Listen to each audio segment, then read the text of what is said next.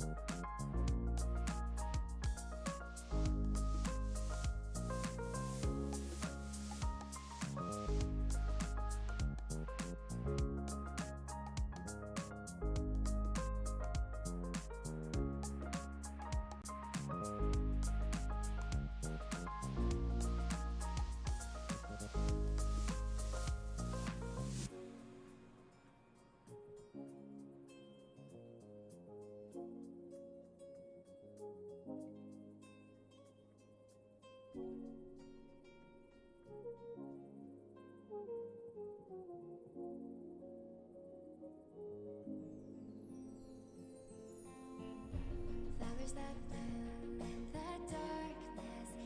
It's a sighting that is rare to come across.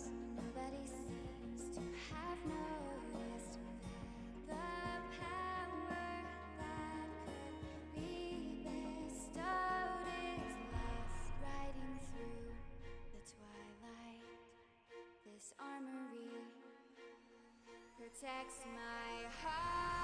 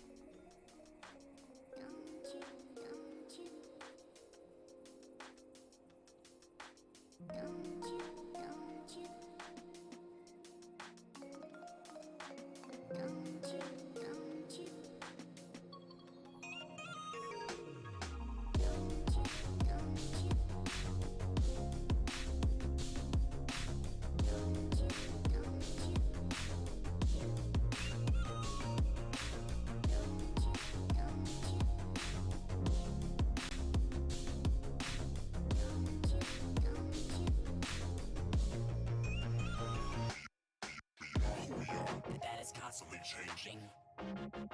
Always rearranging. Always rearranging.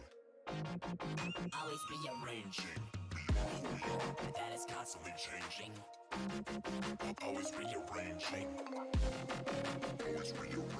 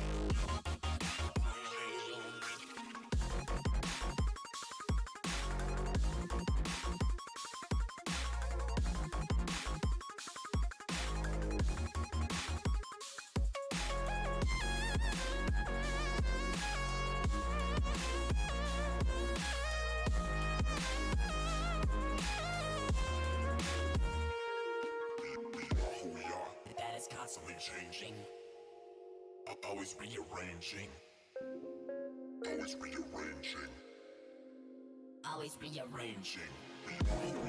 That is constantly changing, always rearranging, always rearranging, always rearranging.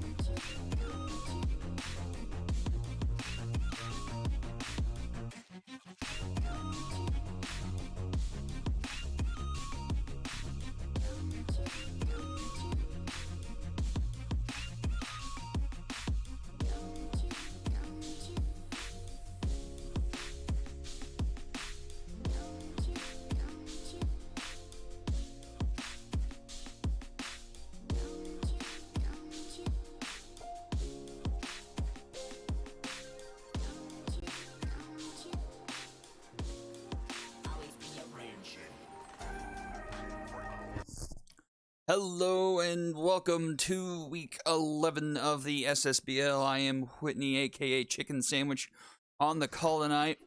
And boy, howdy, do we have a great slate of games on tap. First game of the night, we've got Skulls versus Serpents. With a win tonight, the Serpents could clinch their division. The first team, I should say, to be able to clinch their division. Skulls, on the other hand, looking to stay alive in the Epic Conference playoff race. Sitting at a sub-500 record, still in the mix.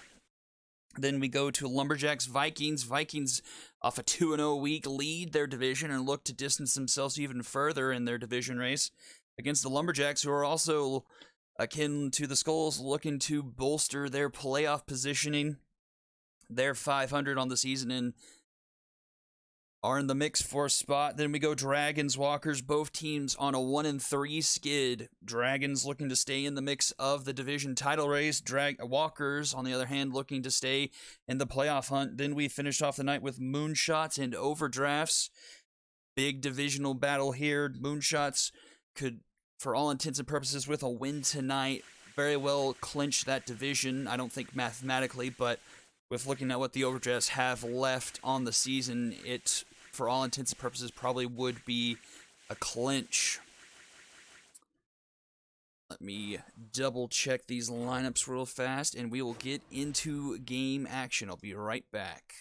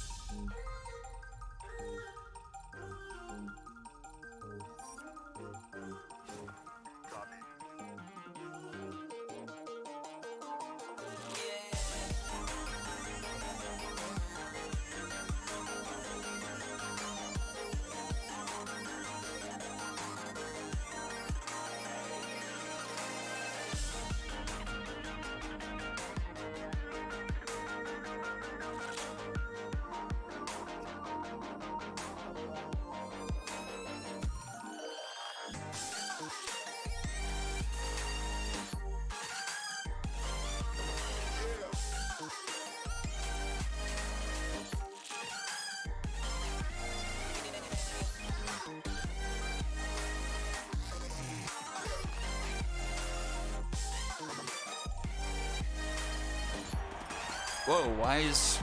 Okay, there we go. Got scared there for a second. The game wasn't showing up in OBS. But here we are, game number 1. This is the wrong arena. What are you doing to me, game? Good grief. Nope, do not exit SMB3. How did that... I must have clicked one past the swaggers. Oh, yeah. Bengata Bowl. Whoops.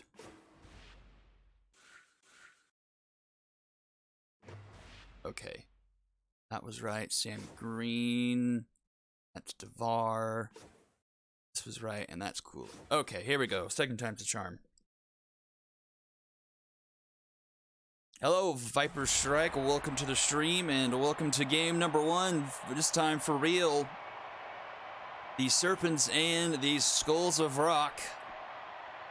Cal Cooley on the mound for the Skulls. Sammy Green on the mound for the Serpents. In off the game, Ron Cox, number 1 hitter. Did not get a chance to update the stats for last week, but I'll pull them up anyway.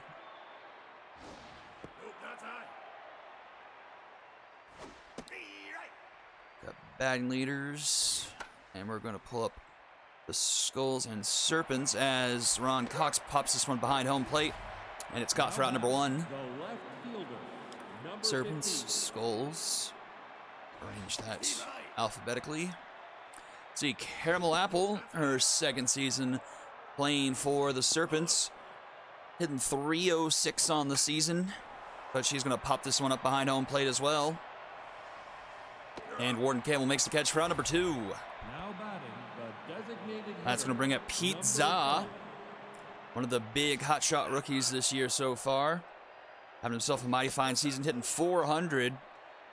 14 for 35, 2 home runs on the season, a couple triples, and 4 doubles as well. But he's going to take a 4-pitch walk there from Cooley, a 2-out walk, and there's a runner aboard. The catcher, number 24.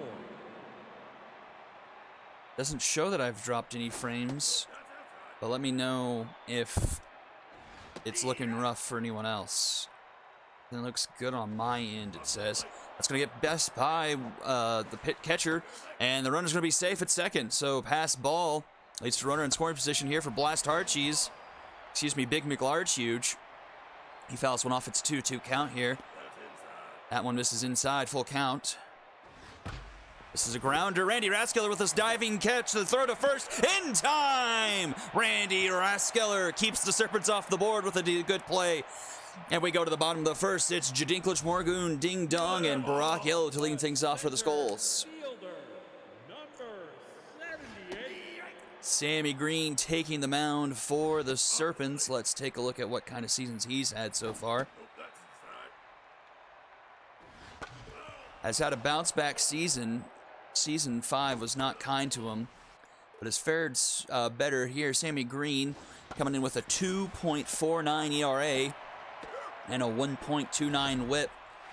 Has pitched 21 and 2/3 innings, only given up 6 earned runs, 7 hits, 11-9 strikeout ratio, ball to strike ratio, I should say, giving up 3 home runs on the season. But that ERA is down, and that is what wins you games pretty much. First runner out, we got a 2-2 count here to Ding Dong. And he swings and misses that pitch, and there's 2 down now. Now batting, the right fielder, number. Now up to bat is Brock Yellow.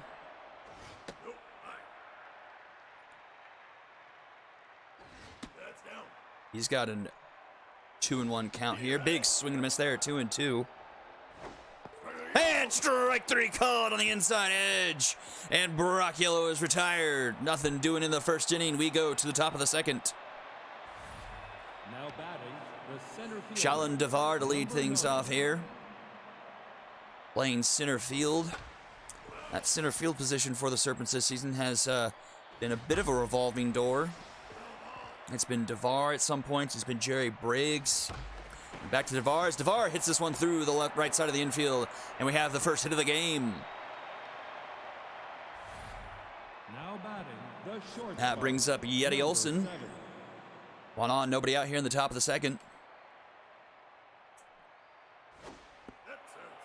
That curveball misses. That fastball is inside. 2-0 the count here to Yeti Olson. Too tall on that one. It's 3-0. And that's going to be a 4-pitch walk to Yeti Olson. So first 2 runners aboard here for the Serpents here at the top of the second inning, bringing up Carroll Henry. Number 44.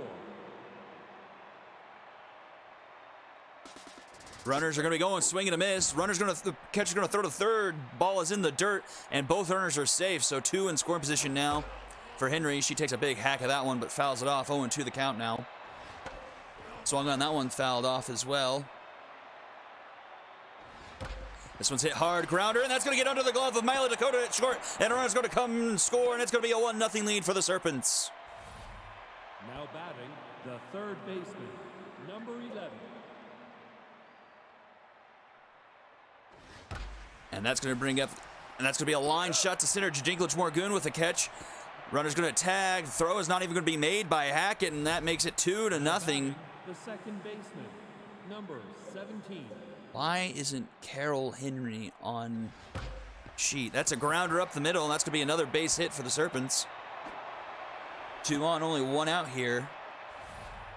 Now batting, the right fielder, number 37.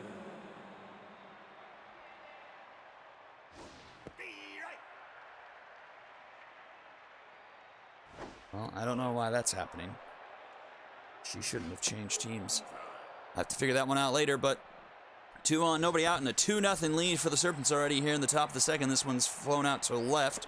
Ding Dong there to catch it for out number 2. Now batting, the left fielder, number 15. Back to Caramel Apple. She popped up behind home plate back in the first inning. Hit hard, but rhined right to Carl Henry. For out number 3, a pair of runs come to cross the score for the Serpents, and they take a 2-0 lead going to the bottom of the second inning. Now batting, the first baseman, number 20. I mean, she has been in the past. I try to update some of the players in the teams. I must have done something weird to the look up. Why are there 2 columns in here? Oh, Okay, I know what's going on. Now back, the second baseman, number Whoever 12. Alpha put the batter lookup in alphabetical order by team name, that has broken the sheet. Because for V lookups to look in Excel, the return column has to be in alphabetical order. So we need to fix that. Anyway, bottom of the second, one out here. Banjo hack it up, grounded up the middle, slow roller. Yeti Olsen up with it, and in time to get the out at first, 2 away. Now batting, the shortstop, number That brings up Milo 15. Dakota.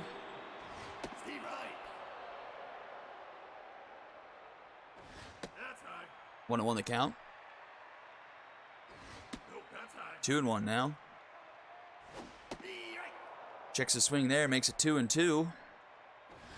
Strike 3 called. Another strikeout for Sammy Green. 6 up, 6 down so far for him. And we go to the top of the third inning. It's 2-0 in favor of the Serpents. 3, 4, 5 do it for them. Designated hitter, number 5.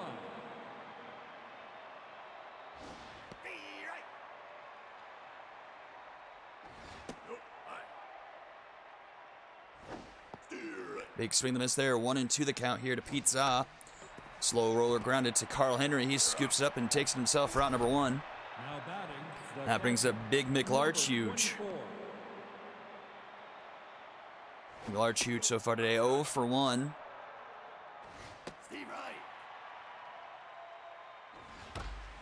That one's hit hard, and Randy Rathskeller makes a jumping attempt but can't handle it. And Big McLarchuge will reach. Now batting, the center fielder, number 9. That brings up Shalon Devar. Devar hitting .242 on the season. Ball's behind 0-2 here to Cooley. He's now tense. 4 hits, 2 walks so far, and 2 in the third innings. Also 2 earned runs. This one is popped up behind home plate. Gordon Campbell's there, and he will make the catch for out number 2. Now batting, That brings up the Yeti Olsen. shortstop, number 7.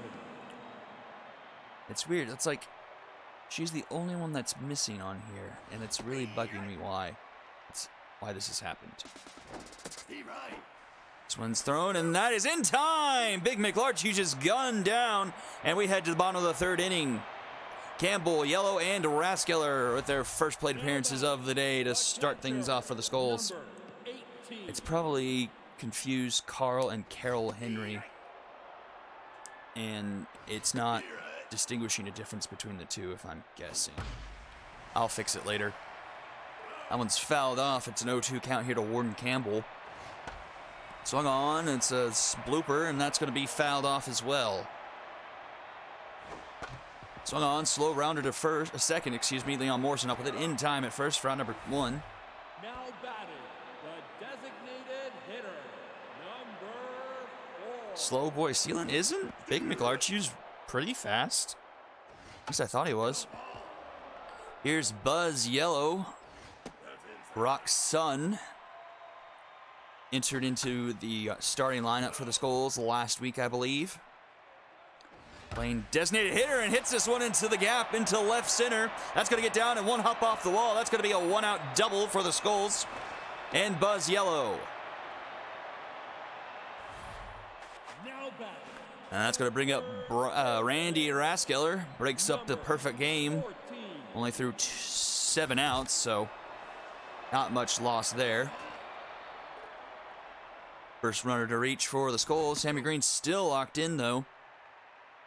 Facing Randy Rathskeller. A long-time bomber. He's got a 2-2 count. This is a high moonshot into right field. Back goes Ron Cox. He's under it, and he makes the catch for out number 2. Runner will tag to third, and he is in there without a play. Now batting, And that brings up Jadinklage Morgoon. number Morgoon having himself a pretty good season as of late, hitting .386 on the season. Let's see, 17 for 44. Not a whole lot of extra base hits, but from a leadoff hitter. Getting on base is exactly what you want. But has a chance to get an RBI here. Just would be his 5th on the season if he can connect here. Full count here from Sammy Green. And he takes it for strike 3. And Dinklage Morgoon is disgusted at the call. But the strikeout ends the inning for the 3rd straight time. And we go to the top of the 4th. The shortstop, number 7.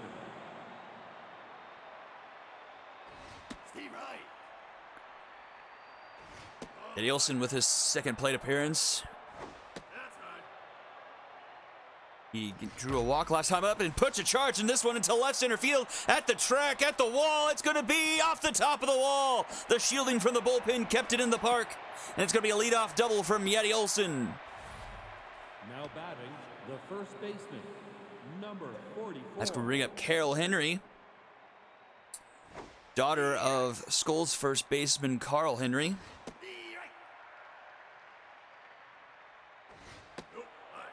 RBI single last time she was up. She's got a 1-2 count here.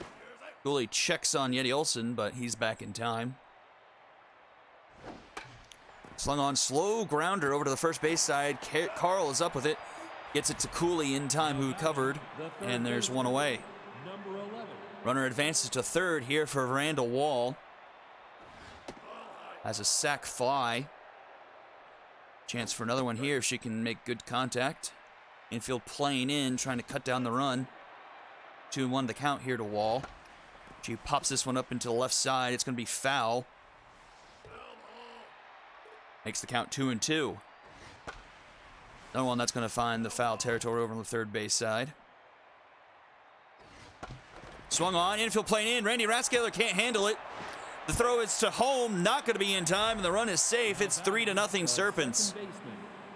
Yellow Dakota didn't even try to throw to first. It might have been a close play. But the run scores, and the runner is safe, and it's 3-0. Runner on, only 1 out here in the top of the 4th. Runs going, hitting runners on, but this is skied into right. Brock Yellow is there and makes the catch for out number 2. That's going to bring up top of the order. Ron Cox hitting 0 for 2 today. And hits this one hard, and that's going to get through the left side of the infield. So a 2-out single has 2 runners aboard here, 2 outs. Top of the 4th, trying to keep this inning going, bringing up Caramel Apple. She's also looking for her first hit of the game, sitting at 0-2 so far. Cal Cooley, 10th, throwing his 71st pitch, gets Caramel Apple to pop up into left. Ding Dong makes the catch for out number 3. Another run comes home for the Serpents. It's 3-0 as we head to the bottom of the 4th. Ding Dong, Brock Yellow, and Carl Henry do up for the Skulls. Fielder, number 33. Ding Dong coming over from the Knights in the Dante Smalls trade, I believe. Ding Dong on the season, 341, has 5 home runs, 11 RBIs, 15 for 44, so putting together a decent season. He's going to draw a leadoff walk, his 10th walk of the season so far. That's going to bring up Brock Yellow. Oh my, Brock Yellow having quite a bit of a hangover season, hitting 194, just 7 for 36 on the season. Has walked 11 times though. But has a 3-0 count here from Green. And that's nowhere close, and that's going to be back-to-back walks, so 2 runners aboard here for the Skulls Rock and Carl Henry. First baseman, number 20. Ain't no hangover for Carl Henry. He's hitting 400 on the season. The home runs are a bit down, only 2 home runs and 4 RBIs. But hitting 14 for 35. His team desperately needs a base hit here. Could score a run, trying to cut into that deficit. Oh, a horrible swing and miss, and Sammy Green's got another strikeout. Nowhere close to the zone there, and Carl Henry goes down. Brings up Banjo Hackett. Banjo Hackett took over second place duties for the Skulls once they shipped out Denver Brainstorm over to the Lumberjacks. Hackett's going to pop this one over to left. Caramel Apple's there to make the catch for out number 2. Last chance to not strand these runners. Milo Dakota up with 2 outs. First pitch swinging, grounds this one in front of the plate. Sammy Green up with it in time at first for out number 3. The Skulls strand 2 leadoff runners.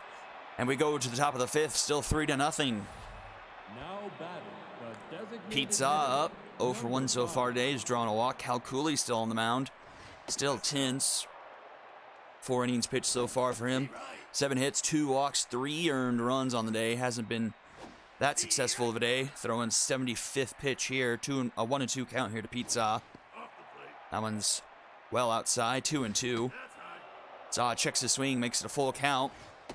That one's too tall, and Zaw will battle back and draw a leadoff walk. Now batting, the catcher, Which brings up Big number McLarge. 24. 1 on, nobody out here to start the top of the 5th inning. Oh, that one almost hits Big McLarge and bounces off of Campbell's glove, and the runner will reach second easily. Runner in score position now for the Serpents.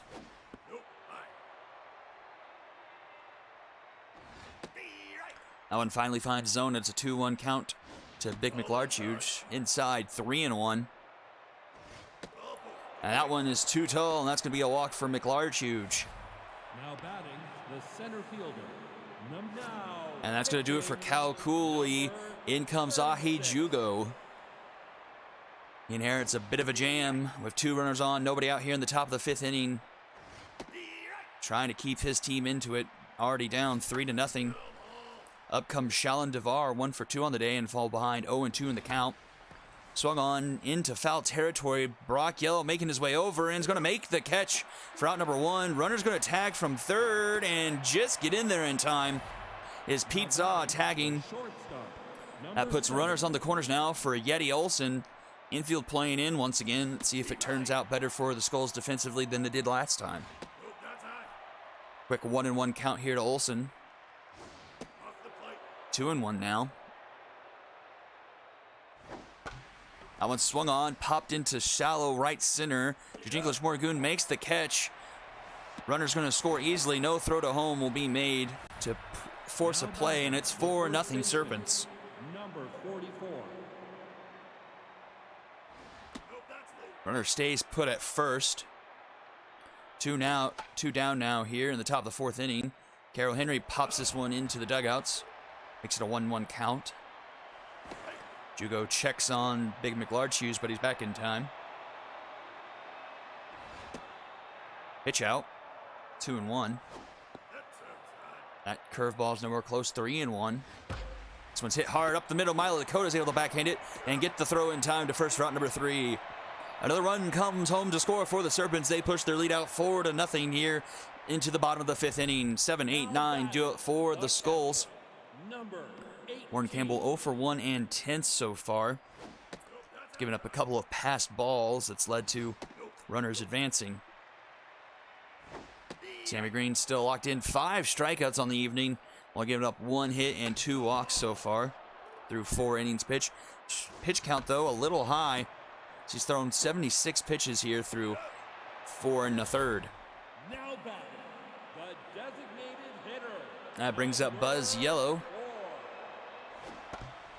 First pitch swinging, grounds that to Veranda Wall at third. In time at first for out number 2. Now batting, the third Brings up baseman, Randy Raskeller, 0 for 1 so far. 14.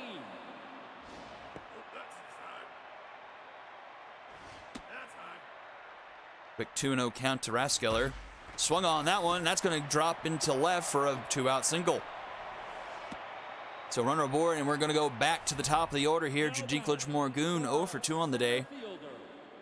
Looking to try and extend this inning. Keep adding pitches to Green's pitch count up to 80 so far. That curveball misses high at 1-0. Fastball too tall as well, 2-0. Runner is going to be going. The throw is going to be not in time. Randy Raskeller is just able to get under the slide, and he is safe in scoring position now. 3-1 the count here to Jadinklage Morgoon, and that one's too tall, and he's going to take a walk. The third walk issued by Sammy Green has 2 on and 2 out here for Ding Dong. 33. Lots of speed on the bases here for Ding Dong. A base hit could score 2.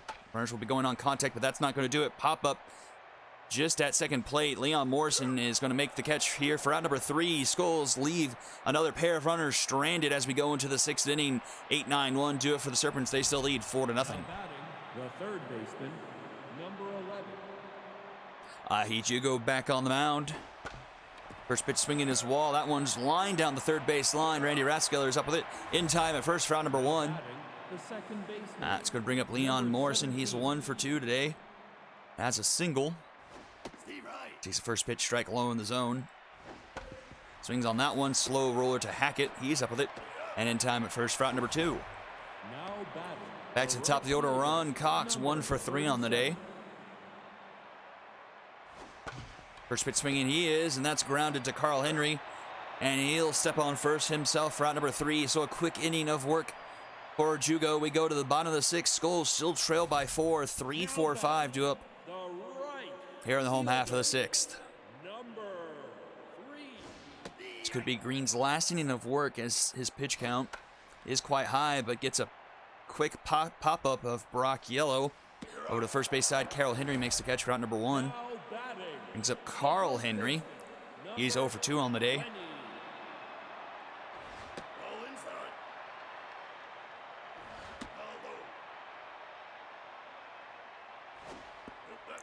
Quick 3-0 count to Henry. That curveball finds the zone, makes it 3-1. Ooh, that one finds the strike zone. It's a full count, but that one's going to miss. And Carl Henry will draw a walk. Now batting. Let's bring up Banjo Hackett. Second baseman. Number 12.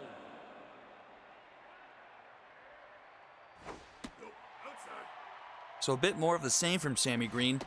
Solid outings, but the walks kind of sneak up on him. That's up to 15 walks this season, but has 5 strikeouts. Has struck out more than he's walked.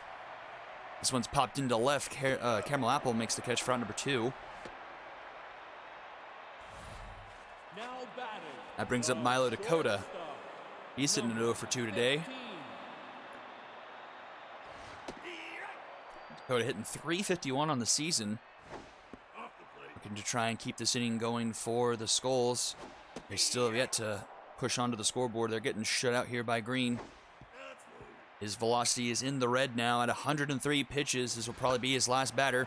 This is popped up back to Green. He's under it.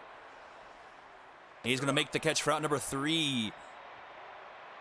We head to the 7th inning. It's 4-0 Serpents. They've got 2, 3, 4 due up. Now batting. The left fielder. That's be the most pitches I've seen for his few of innings as he pitched. 100 pitches in 6 innings.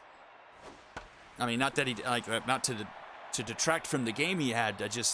I haven't seen that high of a pitch count that quote unquote early into a game for a starter. The designated hitter. Number 5. First pitch swinging, and it's popped into left, so 1 out already here. The top of the 7th brings up Pete Zaw. 0 for 1, but has drawn 2 walks today. He hits this one hard into the gap and left. He got under it a lot. And Jadinklage Morgan is going to make his way under it for out number 2. Now batting. The catcher. Number 24. That brings up Big McLarge. Ahi Jugo cruising along so far, and that's going to be up the middle. That's going to be the first hit given up by Jugo in his relief. Now batting. The center fielder. Number 9.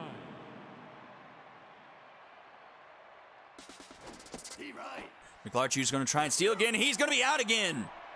McLarge caught stealing for the second time today. Ends the inning for the second time today, and we go to the home half of the 7th. Now batting. The catcher. Number 7th inning stretch joined the Discord, and Sammy Green to start off the inning gets a first pitch swinging from Morton Campbell. Slow grounded to Leon Morrison, and he gets the out in time at first, round number 1. And that's going to do it for Sammy Green. Brings in Stitch Overly.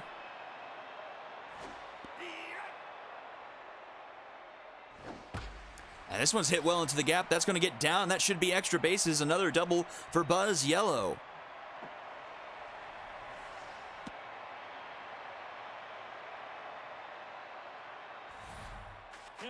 That's going to bring up Randy Rathskeller. Number 14. Randy Rathskeller, first pitch swing in, fouls that one off. Oh! Backed off from the plate, and that one's inside. 1-1. 2-1 now. Couple of fastballs missed.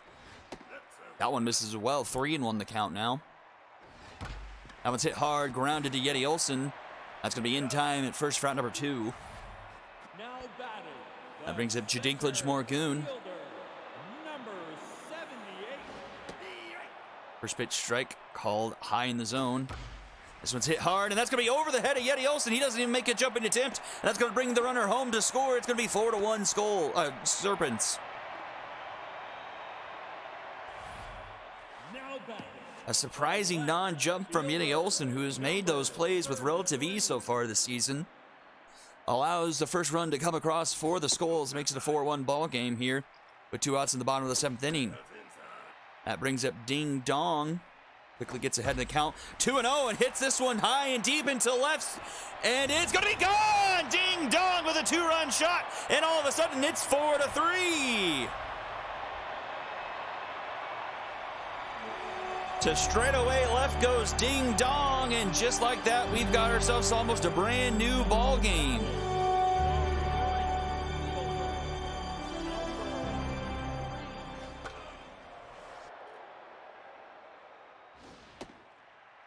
That's going to bring up Brock Yellow.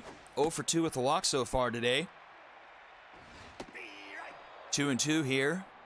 Stitch Overly tense. Now a horrible swing and a miss from Brock Yellow. Should have retired on top, man. Not been a good season for him. But the Skulls do plate 3, make it a run-1 game going into the 8th inning. Shalin Devar to lead things off here in the top of the 8th.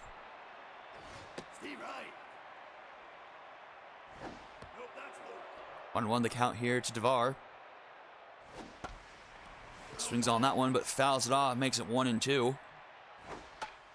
This one's going to be popped up behind home plate. Warden Campbell makes his way back and catches that for out number 1. Now batting, the shortstop. Brings up Yeti Olson. He's 1 for 1 today.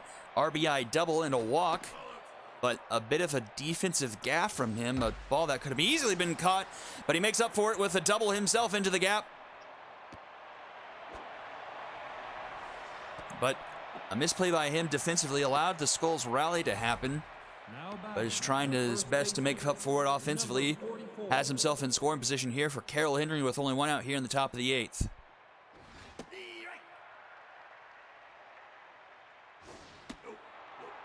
One to 1 the count here from Jugo to Carroll Henry. Checks on the runner.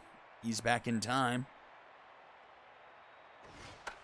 This one's popped up in foul territory on the third base side. Randy Rathskeller makes his way over and makes the catch for out number 2. Now batting, the That's third going to bring it Veranda Wall. number 11. Veranda Wall 1 for 2 on the day. 2 RBIs and a single. Runner's going to be going. The throw is in the dirt, but he gets him anyway. A bad throw from Campbell, but Rathskeller is able to stab it and tag the runner, and we go to the bottom of the 8th inning. Baseman, number 20. The Serpents have been caught stealing quite a few times today. That's at least 3 that I can remember offhand, and each of them has ended the inning and heads us into the home half. Carl Henry to lead things off. He hits this one hard, but straight to Caramel Apple for out number 1. Now batting, the Banjo Hackett 0 for 3 on the day. number Stitch Overly still tense through his first inning. 22 pitches so far, 3 hits, 3 earned runs, and a strikeout. Banjo Hackett hits this one right to Leon Morrison. He's up with it in time at first for out number 2. now batting, That brings up Milo Dakota. He's 0 for 3 on the day. 15. That one's outside, 1-0. That one's swung on. That's going to be through. Veranda Wall just missed that one off the edge of her glove, and it sneaks into the outfield for a 2-out single. Now batting, That's going to bring up Warden Campbell. He's 0 for 3 intense. Campbell will get pulled for Elvis Riggs. A big pinch hit here. Riggs, with one swing of the bat, could put his team up on top here. He definitely has the power to do it. He fouls that one off, falls behind 0-2 here. And strike 3 called! Riggs will sit down, and we head to the 9th. It's still 4-3 in favor of the Serpents. Wall, Morrison, and Cox do up, looking to pad the insurance. third baseman, now in the game. Riggs gets pulled for Rick Maniac behind the plate. Jugo still on the mound. 4 solid innings of work from him. Starting to waver a bit, though, as he's pitched 3 straight balls to Wall. That one finds the zone, makes it a 3-1 count. That's going to be a walk, leadoff walk to start the 9th inning. Not the way you want to start it if you're the Skulls. Number 17. That brings up Leon Morrison. He's 1 for 3 on the day. First pitch swinging, that's going to be up the middle, and that's going to be a base hit. So first 2 runners aboard here for the Serpents, and that's going to bring us back to the top of the order. And Ron Cox, pressure all the way up here for Ahi Jugo, and make that Mickey Dillon Jr. the long reliever. Another one of those pieces they acquired from the Knights. See if he can keep this a 4-3 ball game. Broken bat swinging on that one, fouls it back, and Cox falls behind 0-2. That one swung on. That's going to get through the left side of the infield. Runner's going around third, head for home. The throw is going to be not in time. And the slow roller into the infield is going to score a run, and it's 5-3 Serpents.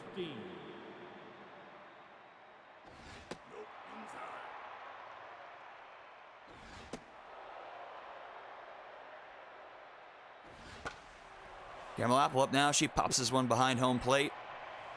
Rick Maniac is there and makes the catch for out number 1. Now batting, the That brings up Pete Zaw, 0 for 2 on the day, but has drawn 2 walks.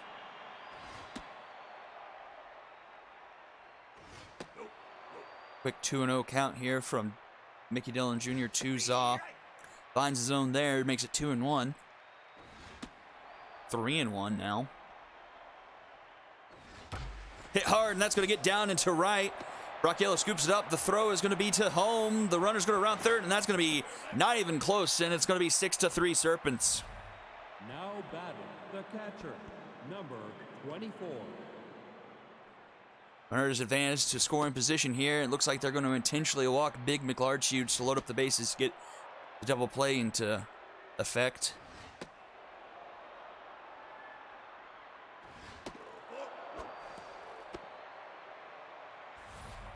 Now batting, the center fielder, number 9.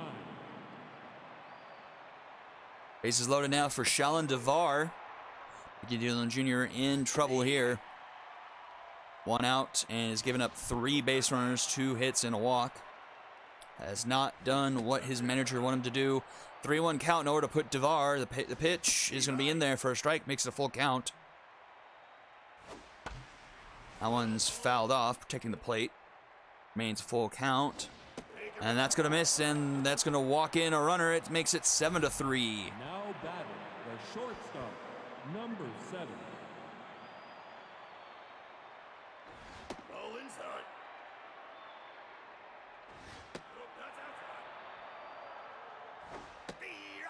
Finds his own there, makes it a 2-1 count here to Yeti Olson, who's 2 for 2 today. 2 doubles, a walk, and an RBI. Full count now here to Olson. Swung on, that one's going to be through, and that's going to bring home at least 1 more run. Potentially 2. Runners go around third, head for home. The throw from Yellow looked like it was going to be in time, but Rick Maniac can't hold it. And 2 runners will score, makes it 9-3 Serpents. 44.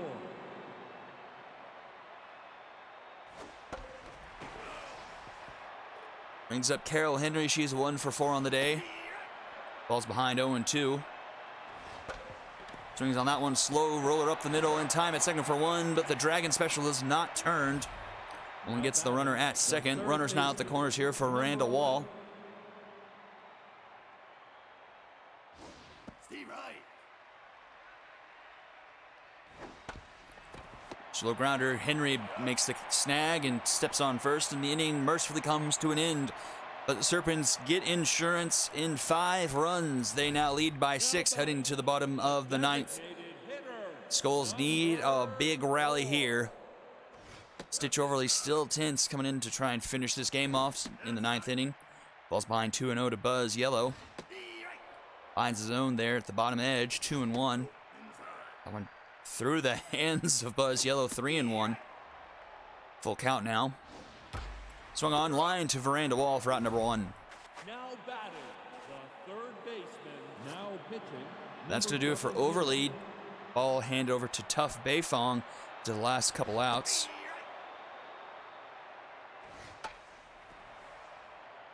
Popped up, first base side. Carol Henry is there. And she makes the catch for out number 2. Now batting, the center fielder, number 78. Last chance for the Skulls. Jadvinklage Morgoon.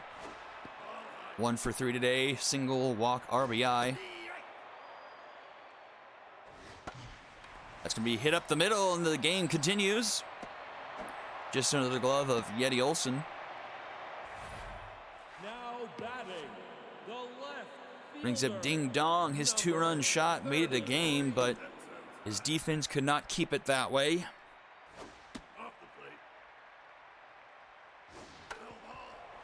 It's fouled off. 2-1 the count here to Ding Dong. Big swing to miss there. 2-2. Full count now. And that's going to be a walk. So another runner aboard brings up Brock Yellow 0 for 3 on the day. Fielder, number 3. Stay right. No. Ball inside. 2-1 count here to Brock Yellow. That one finds the edge of the zone, makes it 2-2. Swung on, fouled off. Nope, that's high. Too tall there, 3-2 now. Runner's going, that one's gonna be hit, and Yeti Olson decides to jump this time and saves the best for last and ends the game. Serpents take the game and the division with a 9-3 win over the Skulls, and they have bought themselves a first round bye.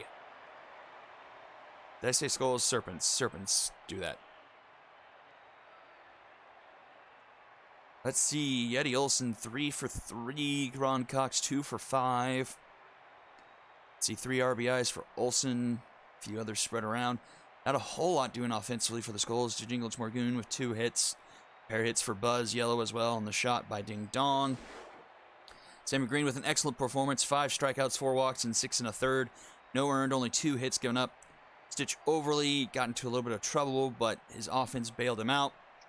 Cooley does more of what he's done all season, even with the Vikings. Jugo made an interesting game.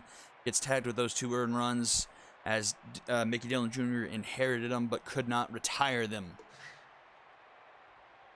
Anyway, that's going to do it. Serpents clinch the division. Yeti Olson, your MVP. Don't go anywhere. Game number 2. Lumberjacks Vikings up next.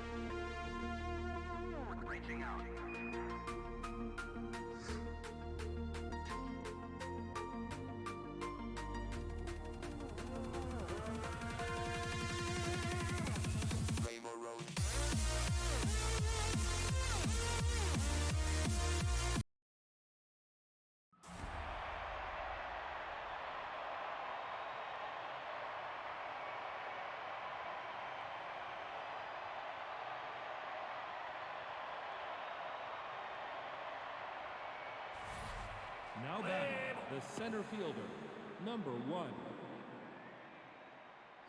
Ball. Here. Ball.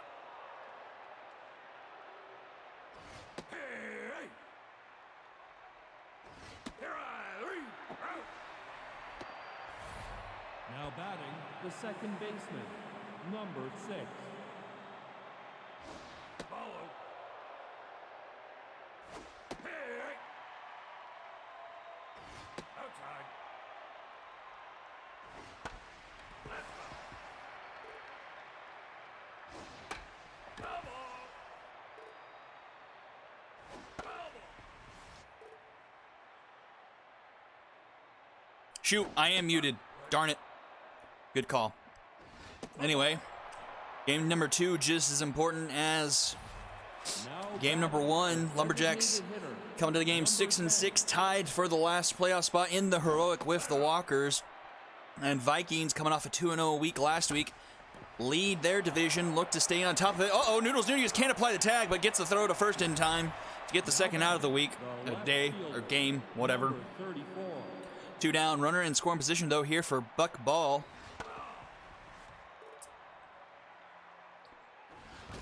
Vikings with a win today and a loss from the Knights later on in the week could clinch the division, I believe. Swing and a miss, and Gardner Minshew gets 2 strikeouts to start off the game. We head to the bottom of the first. McMaster, Hatmore, and French due up. Now batting, the first baseman, number 14.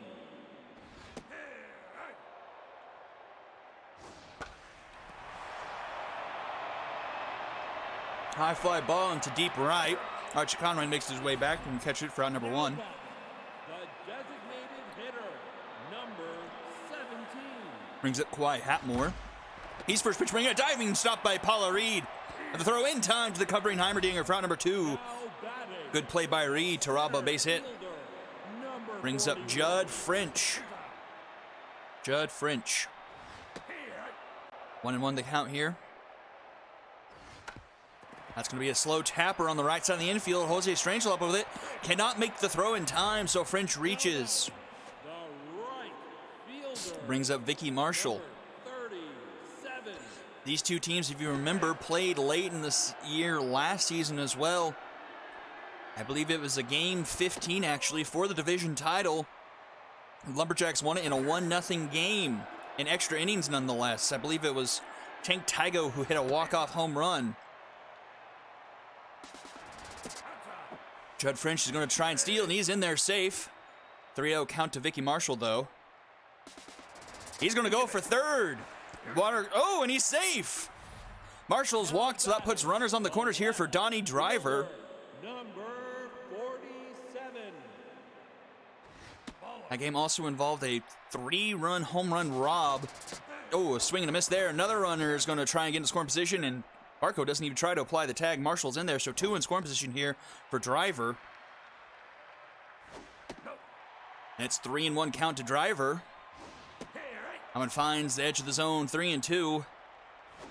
Swing and a miss! And Cecil gets out of the jam. And we head to the second, still scoreless.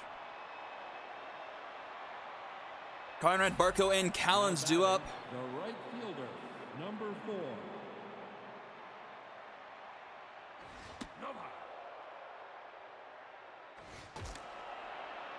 Swinging there is Barco. He's going to foul that over the... no, that's Conrad, excuse me. One misses, 2-1 the count here. Finds his own 2-2. Swing and a miss! Another strikeout for Minshew. Now batting, the shortstop, number 8. He's got 3 Ks already in 4 outs.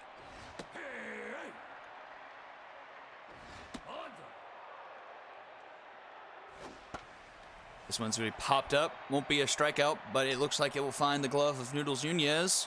Indeed it does for out number 2. Now batting, the And that's going to bring up Shelby number Callens. 34.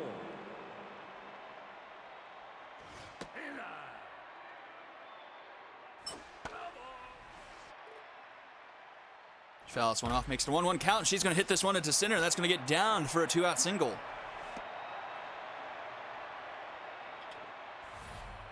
Now batting, first baseman, number 5.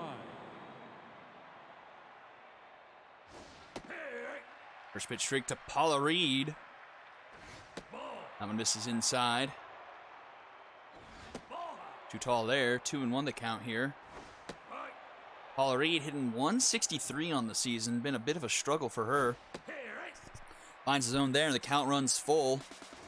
Runner's going, a slow roller. Lindsay McMaster is able to backhand that one and will take it herself for out number 3.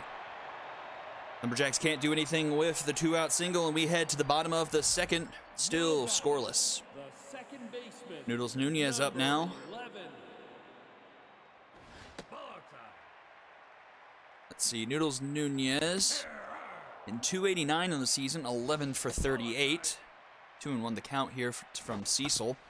Slow roller to the third base side. Strangelove up with it. Spikes it in the ground, and it can't be made. Paula Reed can't stop it. And the runner will reach off the error from Strangelove. Number 60. Here's Riley Reed. Riley Reed had herself a week last week. Hits this one high and deep to center. Doesn't have the distance, but golly, warning track and Shaka's nothing to be to sneeze at. Probably a home run in a handful of other stadiums. Speaking of home runs, here's Gage Deputy. She's hit 5 of them this season, has slowed down a bit. Was the queen of the league earlier, but hasn't hit one in a while, I believe, since the last time these teams played, actually. She's got a 3-1 count here. And that's going to be a walk. So 2 aboard here, only 1 out here for Kazuya Miyuki. Number 45. Some decent speed on the bases for the Vikings. First pitch swinging is Miyuki, and he fouls this one off on the third base side.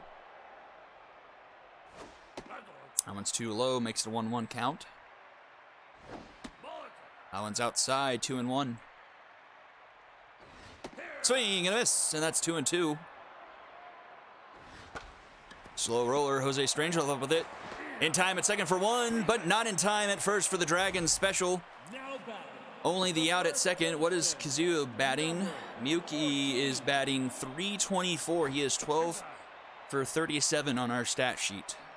Does not include last week, obviously. And Lindsay McMaster pops this one into center, and the Vikings strike first off the RBI single. Now batting. That's going to bring it Kawhi Hatmore. Hitter, 2 on, 2 out here. number 17. Cecil Beast laboring a bit. 34 pitches here through 1 2/3.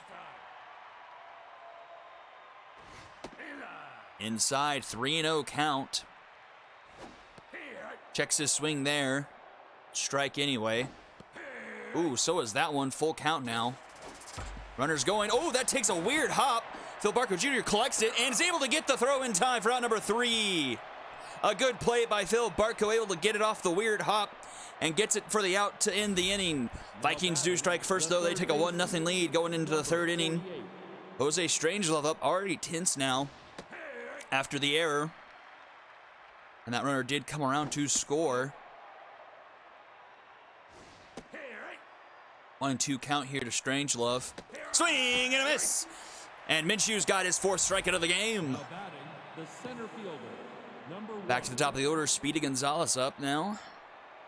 Let's take a look at Minshew's stats on the season. I'm not on top of what he's been doing this season. Let's see, Vikings and Lumberjacks.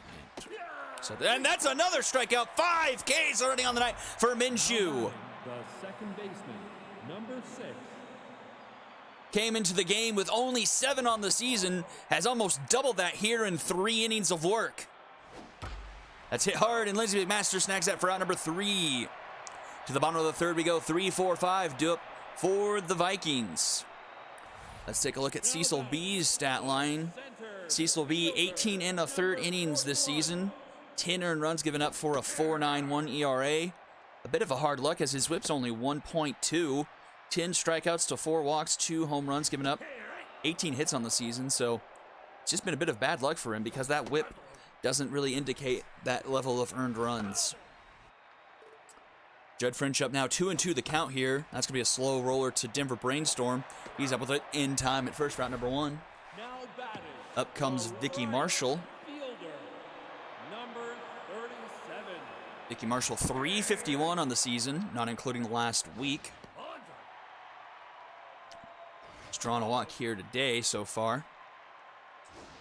Hits this one hard up the middle. That's going to be a one-out single for the Vikings.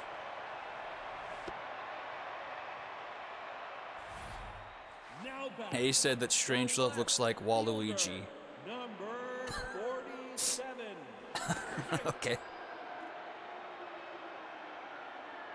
Up comes Donnie Driver. He struck out with runners in scoring position back in the first inning.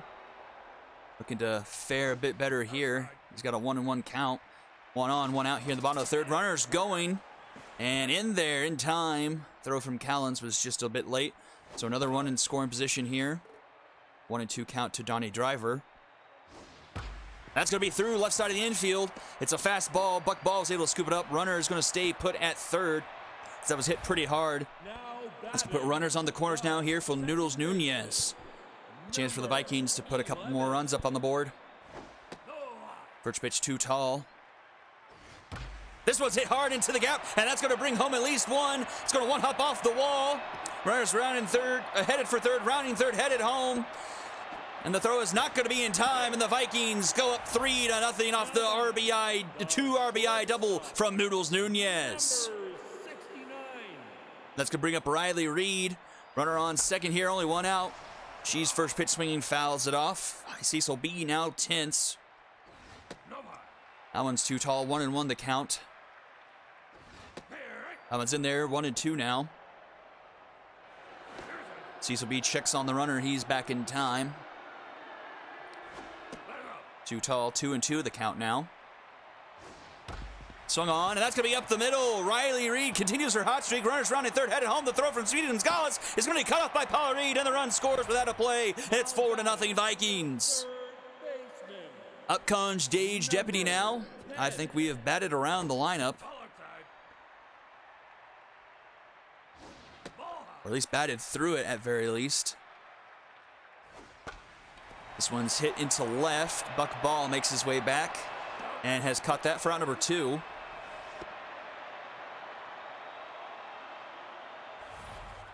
now batting, That's going to bring up Miyuki. catcher, number 45.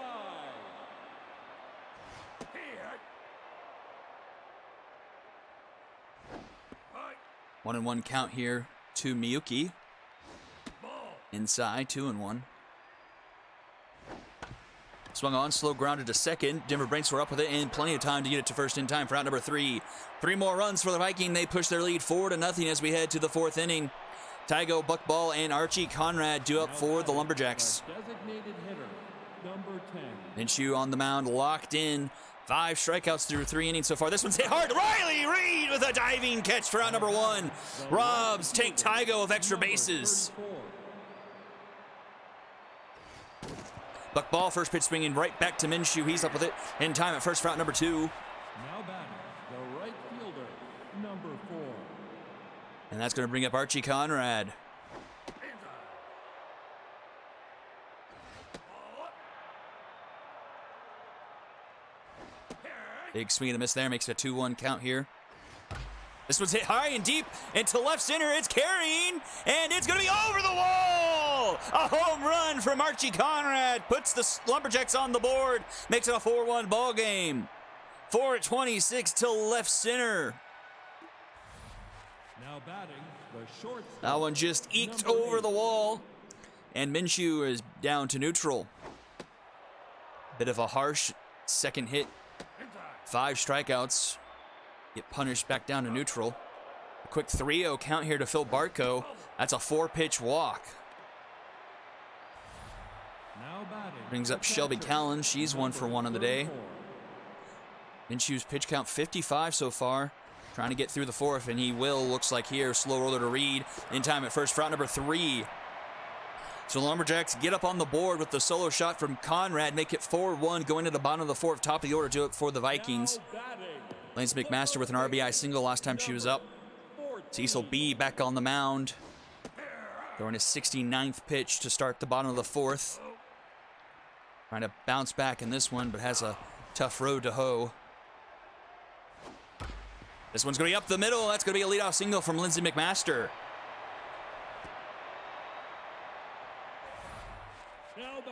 Up comes Quiet Hatmore. Now pitching. That's going to do it for Cecil B. The ball is going to be handed over to Jefferson Steelflex. Converted starter, 2 wrong lever, and that's going to be caught stealing. McMaster dead to rights there. Not much of a question there.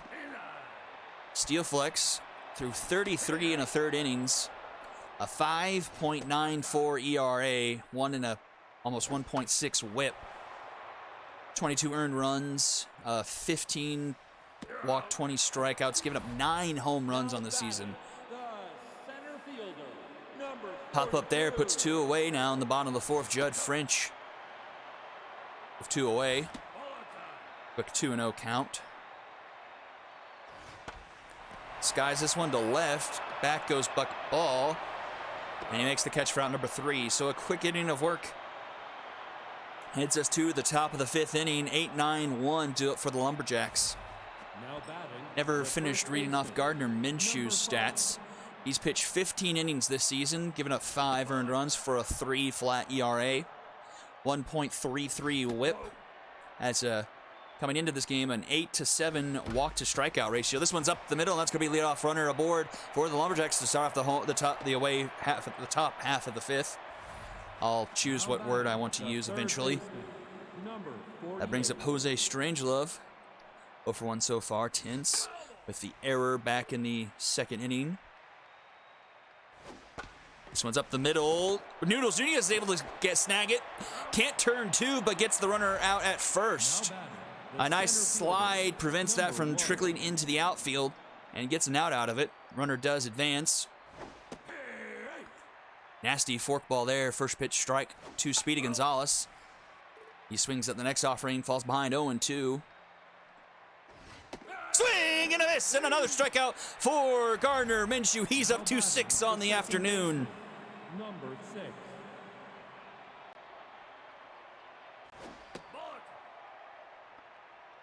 Denver Brainstorm up now.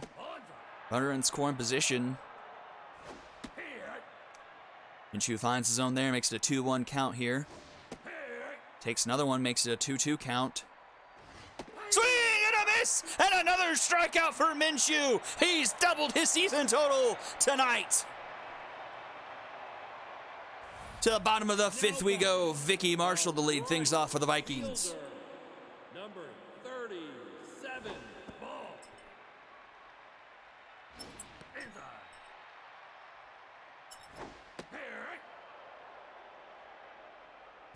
2-1 count here to Marshall.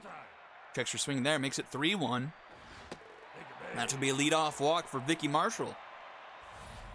Now batting, the left fielder, number 47. Still flicks a bit shaky on the mound. Vikings have been successful stealing bases so far today. A lot of speed on Marshall. And not a lot of arm on Callens. She's allowed 3 of 4 steals so far today. And there the runner goes. Throw in the dirt. Oh! Barco made a good play out of it, but just missed the tag. Another runner reaches. In scoring position again for Donnie Driver. He puts a charge in this one to the right field. Right center field. It's deep, but it's going to die just in front of the warning track for out number 1. Runner will tag up and advance to 3rd. Here for Noodles Nunez, he had a 2-run double Number 11. back in the 4th, or the 3rd, I think. 1-1 the count here to Nunez. 2-1 now. This one's going to be down, and that's going to make it another run for the Vikings. 5-1 now. They get the run back. Another RBI for Noodles Nunez. The shortstop, number 69.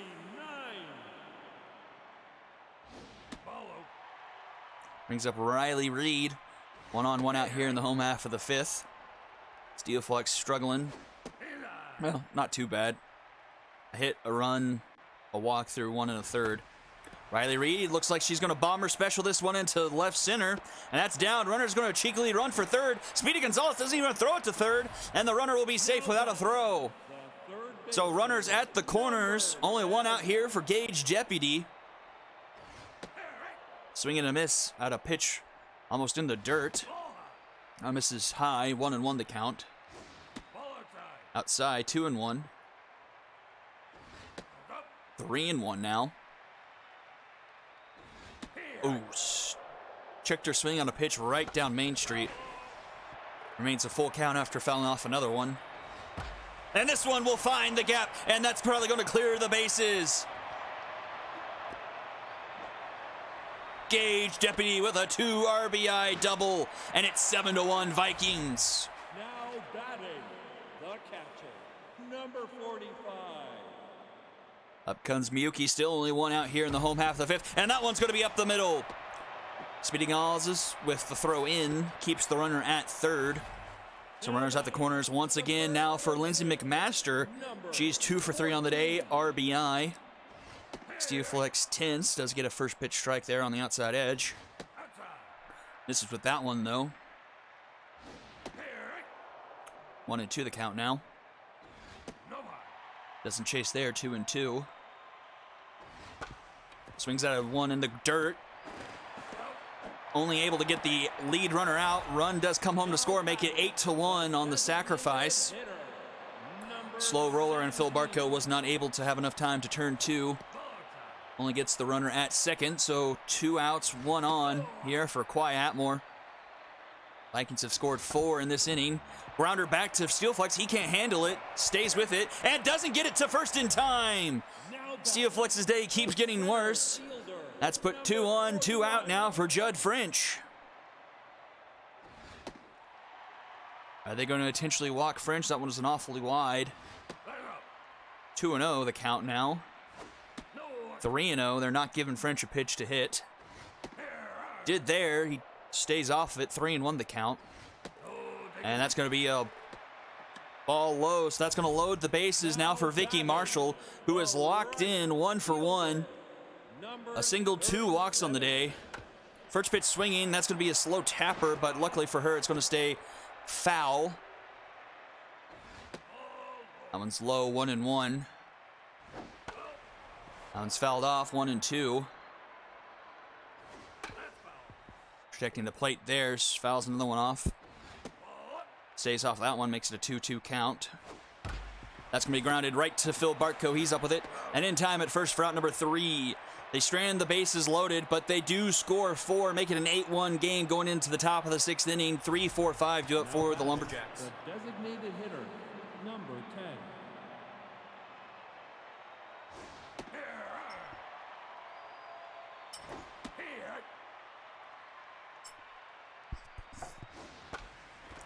A great play by Deputy.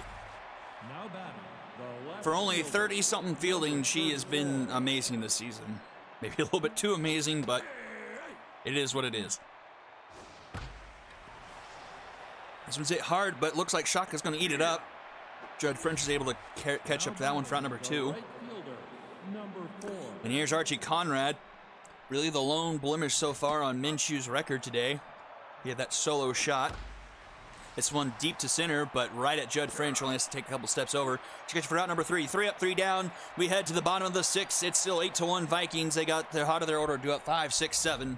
Now batting, the And I will be right back. fielder, number 47.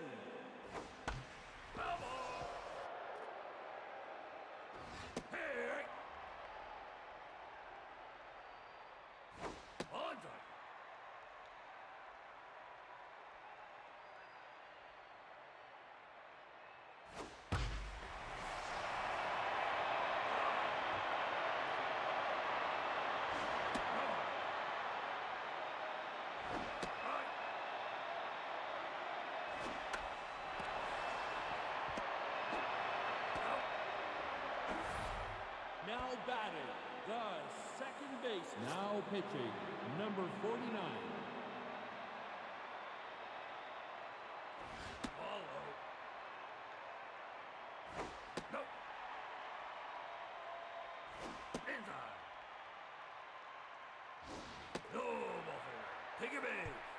Raleigh Finga's now in to relieve in Jefferson Steelflex. Shortstop, And he walks the first batter he faces. 69.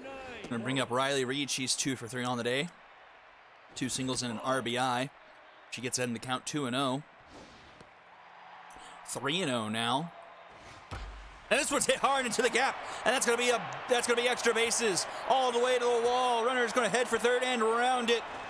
And another RBI for Riley Reed. It's 9-1 Vikings. Now batting, the third baseman. And up comes Gage Deputy. 10. She has herself 2 RBIs off a double last inning. And she looks to add another one here, puts a charge in this one deep into center. Speedy Gonzalez is able to track it down, though, for out number 2. Runner will go 90 feet on the tag up. Now batting, the Runner on third now for catcher, Kazuo Miyuki, 2 away here in the bottom of the 6th.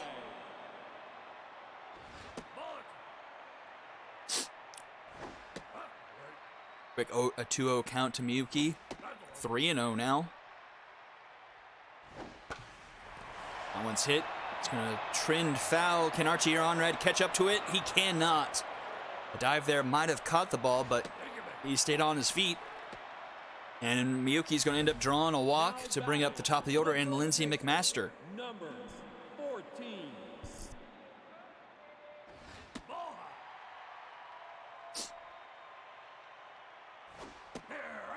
1-1 the count here to McMaster.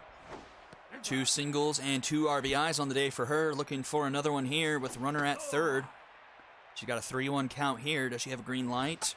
She does. Is going to pop this one in foul territory. It looks like it's going to stay in play. Jose Strangelove makes the catch for out number 3. The Vikings get another one across, make it an 8-run lead for them, 9-1 heading into the 7th inning. Now 6, 7, 8 do it for the Lumberjacks. Number 8. Minshew on the mound, still locked in. One round only has allowed 5 base runners in this one. Does fall behind 2-0 here to Phil Barco. 3-0. Barco, one of those 2 walks he's given up. Finds his own there, 3-1. Swings 3-1 and grounds it to McMaster. She'll take it herself for out number 1. Now batting, the catcher, number 34. That brings up Shelby Callens. Shelby Callens, first pitch swinging, dribbles it in front of home plate. Yuki up with it in time at first for out number 2. Now batting, the first baseman. And now it's Paula number Reed. 5.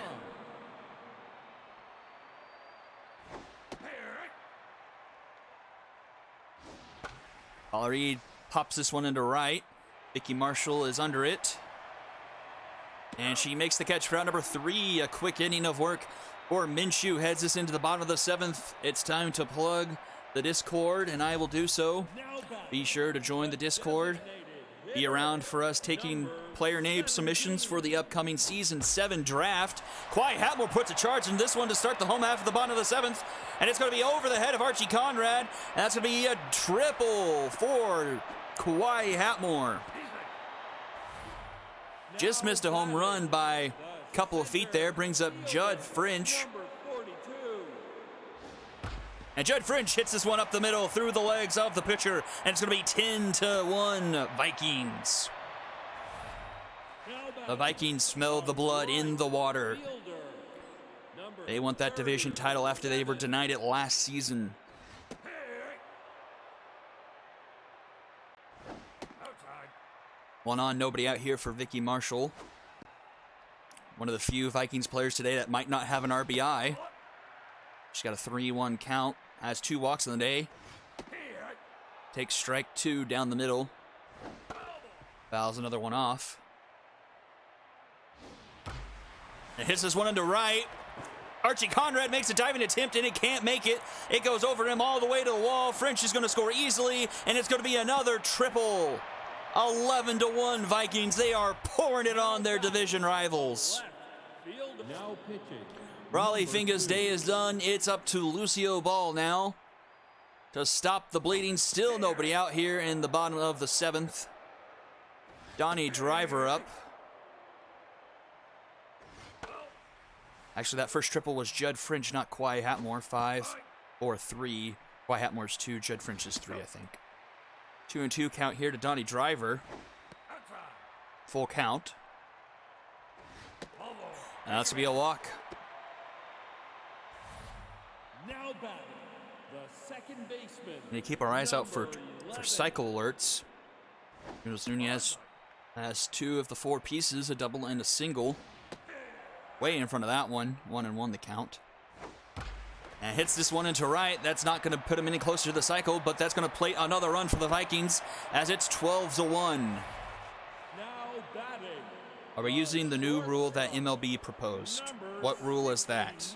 You talking about moving the mound back? Or are they proposing some sort of run rule? Here's 3 for 4. Riley Reed falls behind 1 and 2 there. And strikes out swinging there. Lucio Ball gets a strikeout. Brings up Gage Deputy first out here in the bottom of the 7th. 2 on here for Deputy. Has 2 RBIs. A surrender if the other team is up by 10 in the 7th or something. That's going to be a slow roller C&I single for Deputy. Runner's going to round third, head for home. Buckball doesn't even try, and it's 13-1 Vikings. So basically kind of a softball run rule kind of a thing. I guess that makes sense. I mean, because I remember they proposed something like that a couple of years ago, didn't they? And they thought it was going to happen, but it ended up not. But, you know, like the... Ooh, a great play by Buck Ball there. Runners will tag up. But, you know, they were saying, like, you know, prevent players from getting hurt in games that are already over and all that kind of stuff.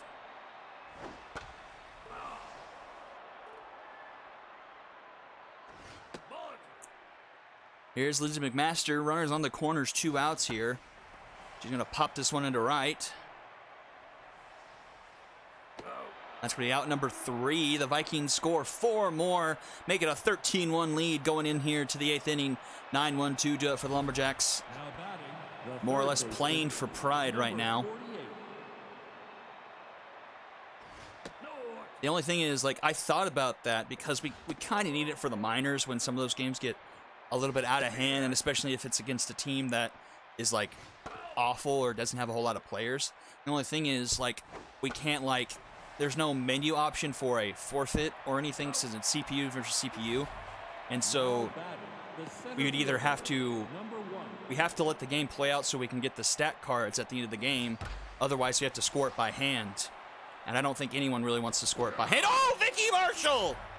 Now batting, the second Everything coming up Vikings in this one. Gardner Minshew throwing an absolute gem. Doubled his strikeout total. But that one's going to be in the gap for Denver Brainstorm. He's going to find himself extra bases here with 2 outs in the top of the 8th. Now batting, the designated hitter. So it's going to be very interesting. Assuming this holds, you know, the Vikings don't blow up and give up 12 runs in another inning. The Lumberjacks are going to fall to 6-7 and be technically out of the playoff race, but the Walkers have the very next game. They could potentially fall to 6-7 or win and go up to 7-6. But if they lose, could we potentially looking at the opposite of last year happening?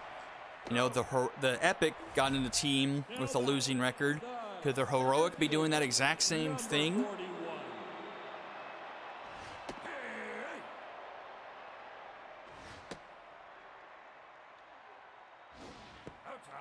Didn't expect this one to be 13-1 Vikings. This one, bit surprising. 3-1 count here to Judd French, and he's going to draw a walk. Now batting, the right fielder. So if it's a tie, how we do it in this league is, so we would do a play-in game because you would be fighting to be in the playoffs. We only let head-to-heads or head-to-head run differentials break ties if you were playing for the same thing. So if you guys were both in the playoffs fighting for like seed 4 or seed 5, we would look to run differential or head-to-head victories. But since it's either in the playoffs or out of the playoffs, we would play an extra game. Now batting, the left fielder, number 47. I don't know if I did a good job explaining it there or not, but let me know if you're still confused and I can kind of draw it out for you later after the stream. Here we go. Lumberjacks need 12 to extend this game. Yeah, exactly. The left fielder, number 34.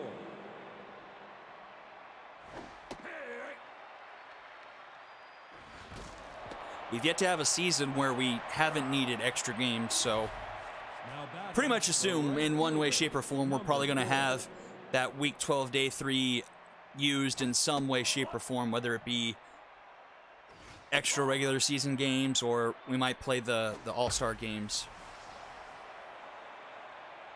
This one popped into center, deep into center. Judd French makes his way back. For out number 2, I'm going to have to pop Now up batting double the digits here.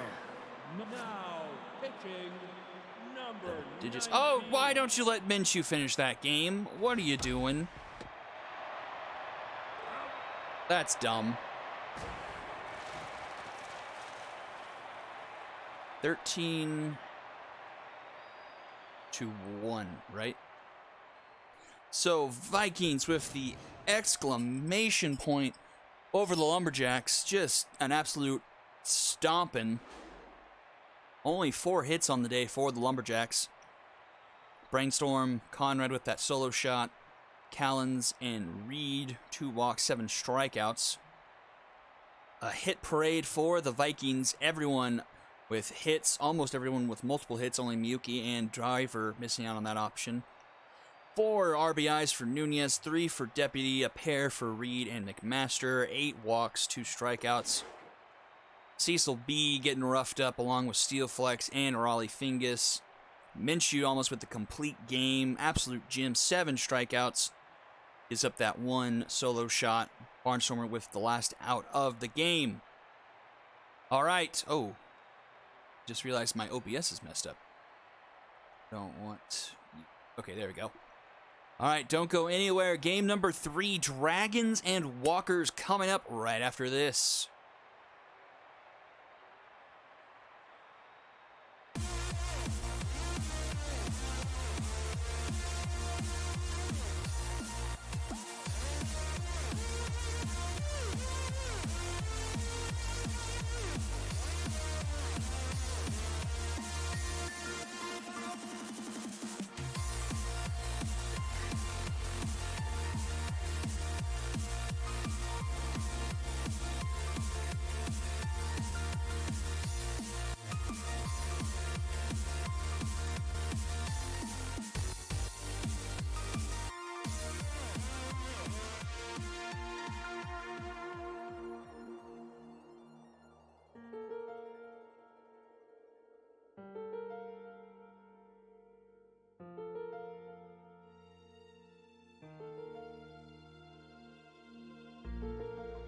There is no place and no moment in history where I could stand and say, arithmetic begins here, now.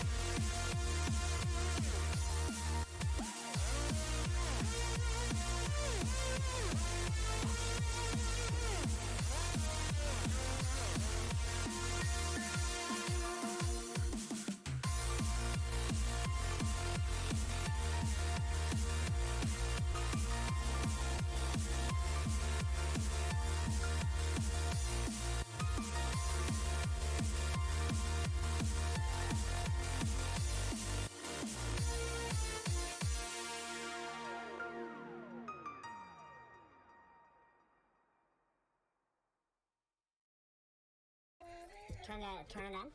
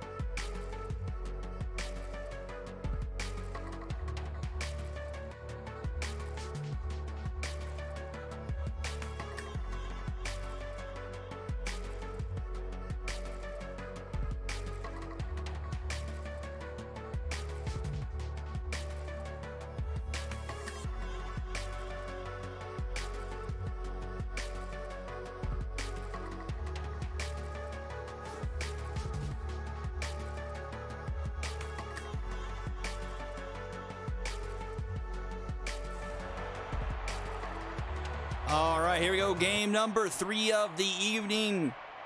Dragons and Walkers, big divisional rivalry.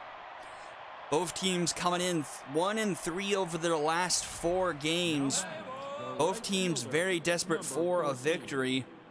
Dragons must win this game to stay in the division title hunt, as they can't afford any more losses with the Vikings one ahead of them there, and with only 1 game left for them to play. That's going to be a leadoff double for Debbie Sawyer to start the game. Thought about going to third, but stayed put at second. Just Tumblo on the mound, the ace for the Walkers. They're looking to capitalize off the Lumberjack loss to take possession of that 6th seed in the Heroic Conference. That's inside. Yes, you are home. Let me double check that I didn't screw this up. Ball 4. Take That's going to be a walk. Nope, yeah, you're home. You're for sure home. first baseman, That's going to bring up Harry Do Something Von Crum. That's up.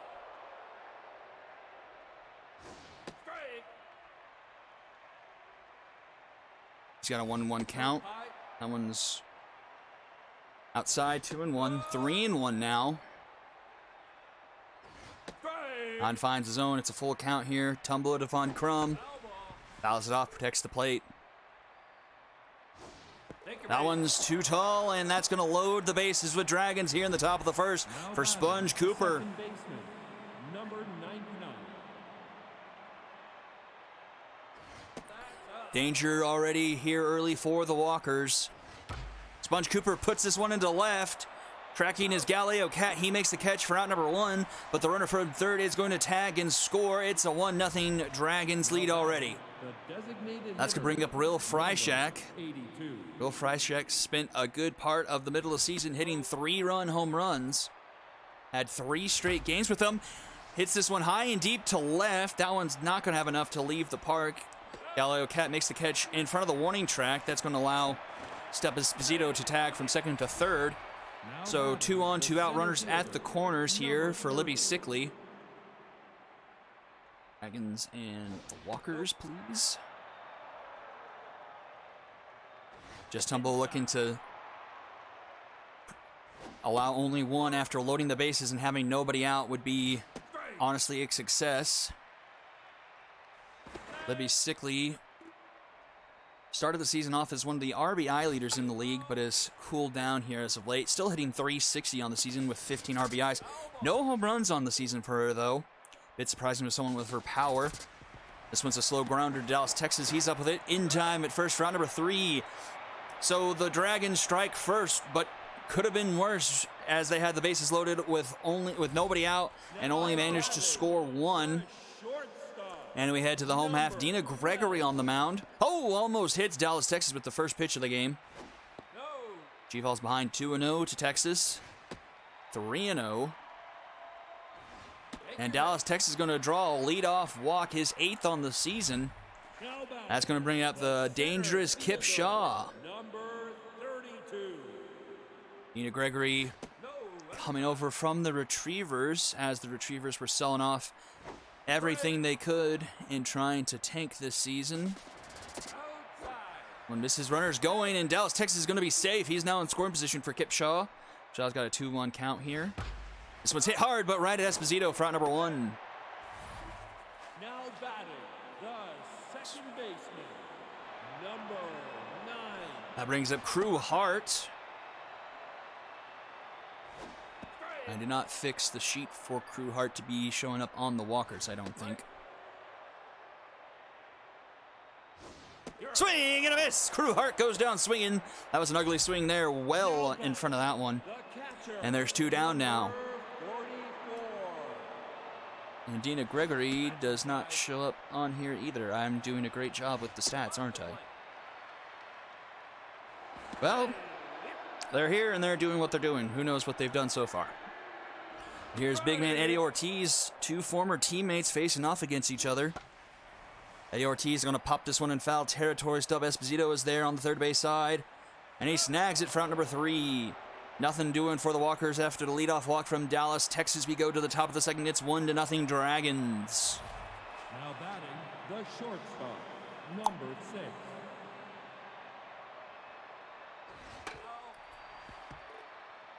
Lead things off is Gary Starr, one of the league leaders in batting average, I believe.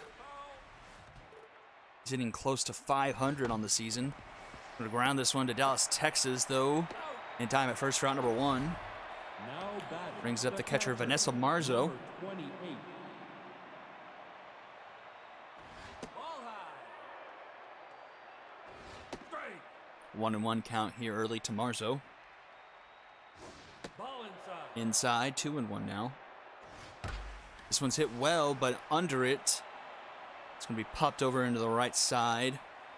But it's Kip Shaw who ends up catching it in front of the Bro Boom sign in right center for out number 2. Number 35.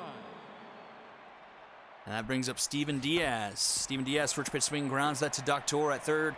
And he gets a throw in time at first for out number 3. A quick 1-2-3 inning for Tumblo. Heads us to the bottom of the second where it's Betancourt, Wackett, and Chernley do it for the Walkers. The first baseman, number 5. Betancourt, another one of those retrievers that came over in a midseason trade. She grounds this one to Cooper, backhands it in time at first for out number 1. Now batting, Brings up the wingspan right Wackett. fielder, number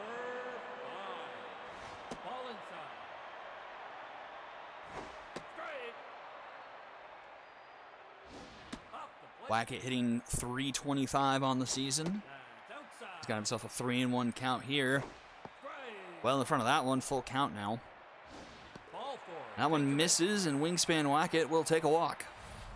Now batting, the designated hitter, number 1 on, 1 out here 34. for Sevi Cycle Chernley. Nope. High. So far, the lone man to hit for the cycle here in season 6. Came well earlier in the season in a game against the Moonshots. Ball low. He's got a 3-1 count here. Ball four. And that's going to be another walk. So after retiring the first batter, Gregory gives up back-to-back walks for Galileo Cat. Galileo Cat has been very dangerous coming over to the Walkers. He's got himself 5 home runs and has played in not very many games. He hits this one high and deep into right center. Tracking is Sickly, and she's going to make the catch in front of the warning track for out number 2. Runner for a second will tag to third, put runners at the corners, 2 down here. In the bottom of the second here for Ronald Doctor, the number 9 hitter. Third baseman, Ronald Doctor with only 3 RBIs on the season.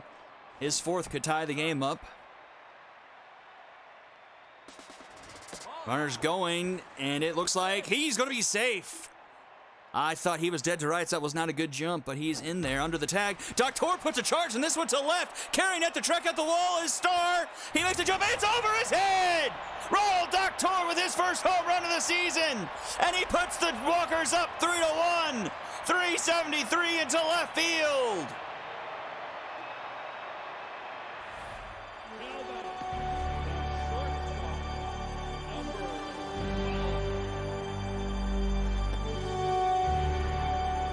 12. Ronald Doctor with the 3-run shot. Ball inside. And Dina Gregory's now tense. So those free passes come back to haunt her, and she's about to give up another one here. Got a full count against Texas. Texas fouled a couple off here. Slow dribbler down the third base line. Gregory up with it and gets the throw to first in time. But not before the damage is done. A 3-run shot has the Walkers in the driver's seat here, 3-1 as we go into the 3rd inning. Now batting, the right fielder. Here's Debbie Sawyer. She started the game off with a double into the gap in right field. Her second time up to bat here. Tumblo's cooled down. The only hit she's given up so far in the first time through the lineup. Has given up 2 walks, though. Has a 3-1 count here to Sawyer. That one finds the zone, makes it a full count. Swings on that one, and it's going to be fair. Just hops over the plate. That was probably ball 4, and it's a free out for the Walkers. Didn't think that one was going to stay fair, but just gets a part of the bag and Strike. turns into an out. Brings up Stub Esposito, No, outside. That's inside. and he's got a 3-1 count. Take your base. But this one ends up differently as he's going to draw his 2nd walk of the night. Now batting, Brings up Harry the Von third Crum. baseman, number 89. Not a lot of speed on Esposito at 3rd. No. 3 walks so far in the evening for Tumblo. Inside. Ooh, that one misses, and it's a 3-0 count here to Von Crum. Ball 4. Take Ooh, and that one misses as well. 2 close pitches. Tumblo can't get a call, and that's back-to-back walks for the Dragons. Number 99. That's going to bring up Sponge Cooper. 2 on, only 1 out here in the top of the third. Dragons looking to strike back, try and regain the lead. This one's hit well into center. Tracking back is Shaw, and he makes the catch there for out number 2. Runner's going to tag to third, so runners on the corners here. 2 outs for the Dragons, and that brings up Will Freishak. Designated hitter, 0 for 1 so far. And Will Freishak puts a charge in this one. It's hit high and deep to center. Tracking back is Shaw, and it's gone! Will Freishak with a 3-run home run of himself, and he puts the Dragons back on top, 4-3. This man loves hitting 3-run home runs. Now batting, the center fielder, number 30. Ball outside. Why is Will Freishak not on? There he is. Ball high. That puts him up to at least No. 24 RBIs on the season. The man is insane. A ground out from Libby Sickley ends the inning, but the Dragons recap the lead. 4-3 heading into the bottom of the third. The center fielder. Now, Will Freishak's hit now 4 home runs on the season. I think every single home run he's hit has been a 3-run home run. Now batting, the second baseman, number 9. Quick ground out puts 1 away here in the bottom of the third. Brings up Crew Hart. He was a strikeout victim his last time up. That's inside. Ball low. 3-0 here to Hart from Gregory. She's still tense. Right over the heart of the plate. Hart turns on it, but fouls it off. Had the distance. Hart fouls another one off, and it's a full count. Ball 4. Take your base. And Gregory misses wide, and that's going to be a walk for Hart. Now batting, the catcher. That brings up Eddie number Ortiz. 44. Strike. Eddie Ortiz takes a first pitch strike on the curveball. Fastball misses, makes it 1-1. Strike. Better placed fastball there, makes it 1-2. Strike. And a strikeout of Eddie Ortiz, 2 away. Now batting, the Struck him out looking, froze him there. 5. Out comes Velma Betancourt. Velma Betancourt, first pitch swinging, sees that one through the right side of the infield. Just past the diving gloves of Von Crum and Sponge. That puts 2 on, 2 out here for Wingspan Wackett. The right fielder, number 5. Strike. Strike. Quick 0-2 count here to Wackett. Ball low. One misses, just low, 1-2. This one's popped up over the head of third base. Runners go around third, and thought better of it. Came back. Bomber special over the head of Stub Esposito at third, and the bases are now loaded for Severus Chernley. 34. Strike. First pitch strike on the curveball. Right. Swing and a miss there on another curveball. 0-2 the count. Doesn't chase on the fastball outside. Swung on, fouled off, going to find the stands. Foul ball. Ball inside. Doesn't chase low and inside, 2-2. Swing and a miss! And Gregory gets the walkers to strand. The bases loaded. To the top of the fourth we go. Bottom third of the Dragons lineup. 7-8-9 due up here.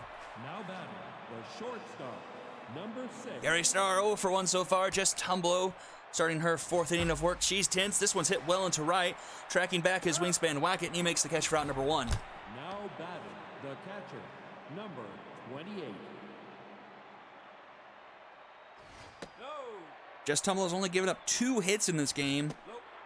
One of them was a double for off the first pitch of the game, and the other one was a 3-run shot. The 4 walks have turned out to be really devastating. Walks have been capitalized by both offenses so far. I mean, apart from the Walkers' last inning, I guess. Now batting, the left fielder. Quick 2 down here in the top of the 4th. That brings up Steven Diaz. Tumblo back to neutral. Strike. That's outside. 1-1 the count here to Diaz, number 9 hitter. Down. Straight. 2-2 the count. Swung on, lofted into right center. Tracking it is Kip Shaw, and he makes the catch for out number 3. So a quick 1-2-3 inning for for Tumblo, and we head into the bottom of the 4th inning. The left. Now pitching. Number And Gregory gets the early pull and handing the ball over to Woody Scottish. Straight. I've made a complete... What's their name? I've completely forgotten at this point. Now batting, the third baseman, number 35. Yeah, Tumblo. I'm confusing myself somehow. Shortstop, number 12. This was hit well by Dallas, Texas, but tracking is Sawyer, and she makes the snag for out number 3. So first scoreless inning for both teams is the 4th. We head to the 5th inning. Now batting, Remains a the 4-3 right ball fielder, game. Number 14. Straight. Here comes Debbie Sawyer. That one's through the legs of Tumblo up the middle. And Dallas, Texas still able to get the out. Now batting, the third baseman, number 15. A great play by Texas. Looked like it was going to be a surefire base hit after it went through the legs of Tumblo, but he stayed with the play and able to throw out Sawyer Ball inside. for out number 1. Ball 4. Stop Esposito has walked every time so far today. Now batting, the first baseman, number 89. He has 3 of Tumblo's 5 walks today. And Harry Von Crum has the other 2. Outside. And he's ahead in the count 2-0. Oh, see you later, alligator. That one's out of the park. Into the street, no doubt about it. Holy cow, Harry Von Crum. 482, that ball had a family. And the Dragons make it 6-3. Second baseman, number 99. Holy cow, that ball was demolished. And Sponge Cooper with a base hit through the right side of the infield. Now batting, the designated hitter. Now pitching, number 31. And that does it for Tumblo. In comes Spray Gray to stem the bleeding. Slow roller, Betancourt up with it, and just gets it in time to the covering Gray for out number 2. The center fielder, number 30. Strike. When was the last time Spray Gray pitched? I don't know. It's been a while. He only has 3 innings on the season. Straight. 3 innings pitched, 3 hits, 101, a walk, 4 Ks. But does get this inning to end without any more damage.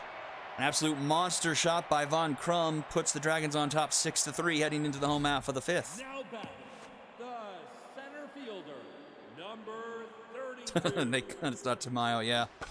He has been a problem for you guys. Kip Shaw looking to get the Walkers offense back started. Scottish on the mound, had a quick inning of work. Has a 1-2 count on Kip Shaw.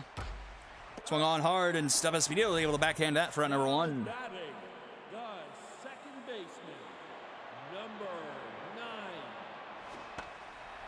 Honestly, for the Dragons over the last month, they've honestly installed the opener role. Now batting, Like, I feel like their starting pitchers over the last few games, like, haven't gone much longer than like 4 innings, I think, if that.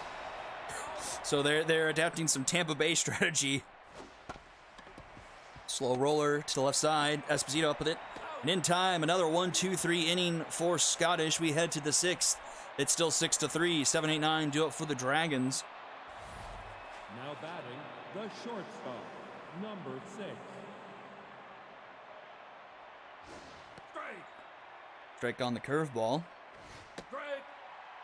Fastball in there as well. 0-2 here to Star. Almost chased that one, but checked his swing. Fouls this one back. Remains 1-2. Strike. Swing and a miss, and Spray Gray's got himself a strikeout. Now batting the catcher, number 28. 0 for 2, Vanessa Marzo up now. He takes a first pitch strike from Gray. Swung on that one, grounds it to Betancourt, who takes it himself to first for out number 2. Batting the left fielder. Picks up Steven Diaz. So far, this bottom third of the lineup for the Dragons has not been doing much of anything. Sprague Gray locked in through 4 outs and a strikeout. Big swing and a miss there from Diaz. Slider misses low. 2-1 the count. 3-1 the count. Strike. Finds his own. Count runs full. Swung on, and Dallas Texas with a diving stop. Can he get the throw in time? He cannot. And a 2-out single, infield single aboard. Brings us back to the top of the order. Debbie Sawyer. Lone hit was the first hit of the game. Off the first plate appearance of the game, a double into right. Save. Strike. Lots of speed over at first. Strike. Sprague Gray back down to neutral after giving up the base hit. Hit. 1-2 the count here to Debbie Sawyer. Inside. Too low, 2-2 the count now. Hit and run is on. That's going to one hit into the outfield. Wingspan Wackett scoops it up. Oh, throws it to third in time. Wingspan Wackett with the gun. Runner was trying to go first to third, and Wingspan Wackett said, "Not on my watch." Now batting the first And that ends the inning. Home half of the 6th we go. Woody Scottish locked in. Strike. That's inside. No, outside. 2-1 count here to Velma Betancourt. That's up. 3-1. Rook and bat swing on that one. Down the first baseline. Stays fair. Von Crum scoops it up and tags first base for out number 1. fielder, number 5. Brings it up. Wingspan Wackett with the outfield assist last inning. Has brought the Walkers up to bat, but falls behind 0-2 here. Up the plate. That one misses. 2-2 the count. Strike 3. Strike 3 called and a strikeout. Now batting the designated hitter, number Scottish 30. cruising so far. Strike. First pitch swinging, Severs Chernley misses. This one's hit well into left, tracking back his star at the wall and over his head again. Severs Chernley puts one into the bullpen, and the Walkers cut it within 2. 6-4. Now batting the left fielder. Finally get a hit off of Scottish. He was cruising almost through 3 without giving up a hit, but gives that up to Chernley. 6-4 now here in the bottom of the 6th. Galileo Cat up now. 1-2 the count here. He's 0 for 2 on the day. Swung on fast to Sponge Cooper. He's able to backhand it and gets it in time to first round number 3. So the solo shot by Chernley makes it a 6-4 ball game headed into the 7th inning here. Esposito, Crum, and Cooper due up for the Dragons. Third baseman, number 15. Sprague Gray still on the mound, looking to Strike. keep the Dragons quiet here. Try and get their offense back into the game. Nope. High. 1-2 the count here to Esposito, who's walked 3 times today. Strike. Oh, and strikes out looking there. Sprague Gray with another strikeout. The first baseman, number 89. Here's Harry Von Crum. He absolutely murdered a ball last time he was up. Went absolutely out of the stadium. Nope. He's got a 2-1 count here. He's locked in. Hard hit ball, but that's going to be foul. Full count now. This one's hit well into left. Tracking is Cat. Cat! Oh! A diving stop is going to... Well, it still has extra bases. Now batting the second baseman. Now pitching, number. And in comes Vale Tamayo after giving up the 1-out double to do something Von Crum. Sponge Cooper up to bat with a runner in scoring position. It was really a play when it first happened. I thought he caught it, but I didn't see the out, so I was like, oh, that's a grounder to Betancourt. She'll take it herself for round number 2. Von Crum advances to third, and here is Will Freishak. Number 80. A 3-run home run. Put the Dragons back on top, and they have kept that lead so far. Outside.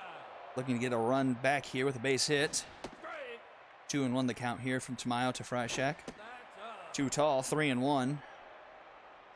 Take your base. And that's going to be a walk, so runner's going to be at the corners here for Now Libby batting Sickley. She's the 0 for center 3 on the fielder, day. Number 30.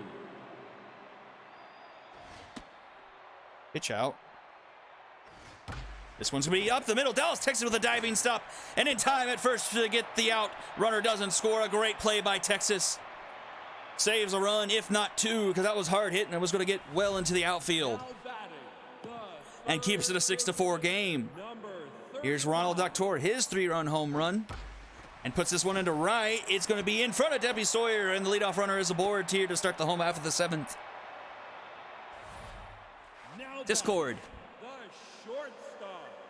Number Out comes Dallas, Texas. A bit of a rough day so far today, 0 for 2. Dallas, Texas has had a great campaign this season, one of his best seasons he's put so far in the league. Dallas, Texas, 444 on the season, 20 for 45, not including last week. Still looking for that first home run. It'd be a great time to do it. Could give us a brand new ball game. That's not going to do it as this is popped up in foul territory. First base side, Von Crum makes his way over and catches it for out number 1. now batting Brings up Kip Shaw, center fielder. sitting at 0 for 3 on the day, so some of the leadoff hitters for the Walkers not getting the job done today as this one's hit softly into left. Under it is Diaz, and he catches that for out number 2. The second Up comes Crew Hart. He's 0 for 2 on the day. Has drawn a walk, so has very least been on base.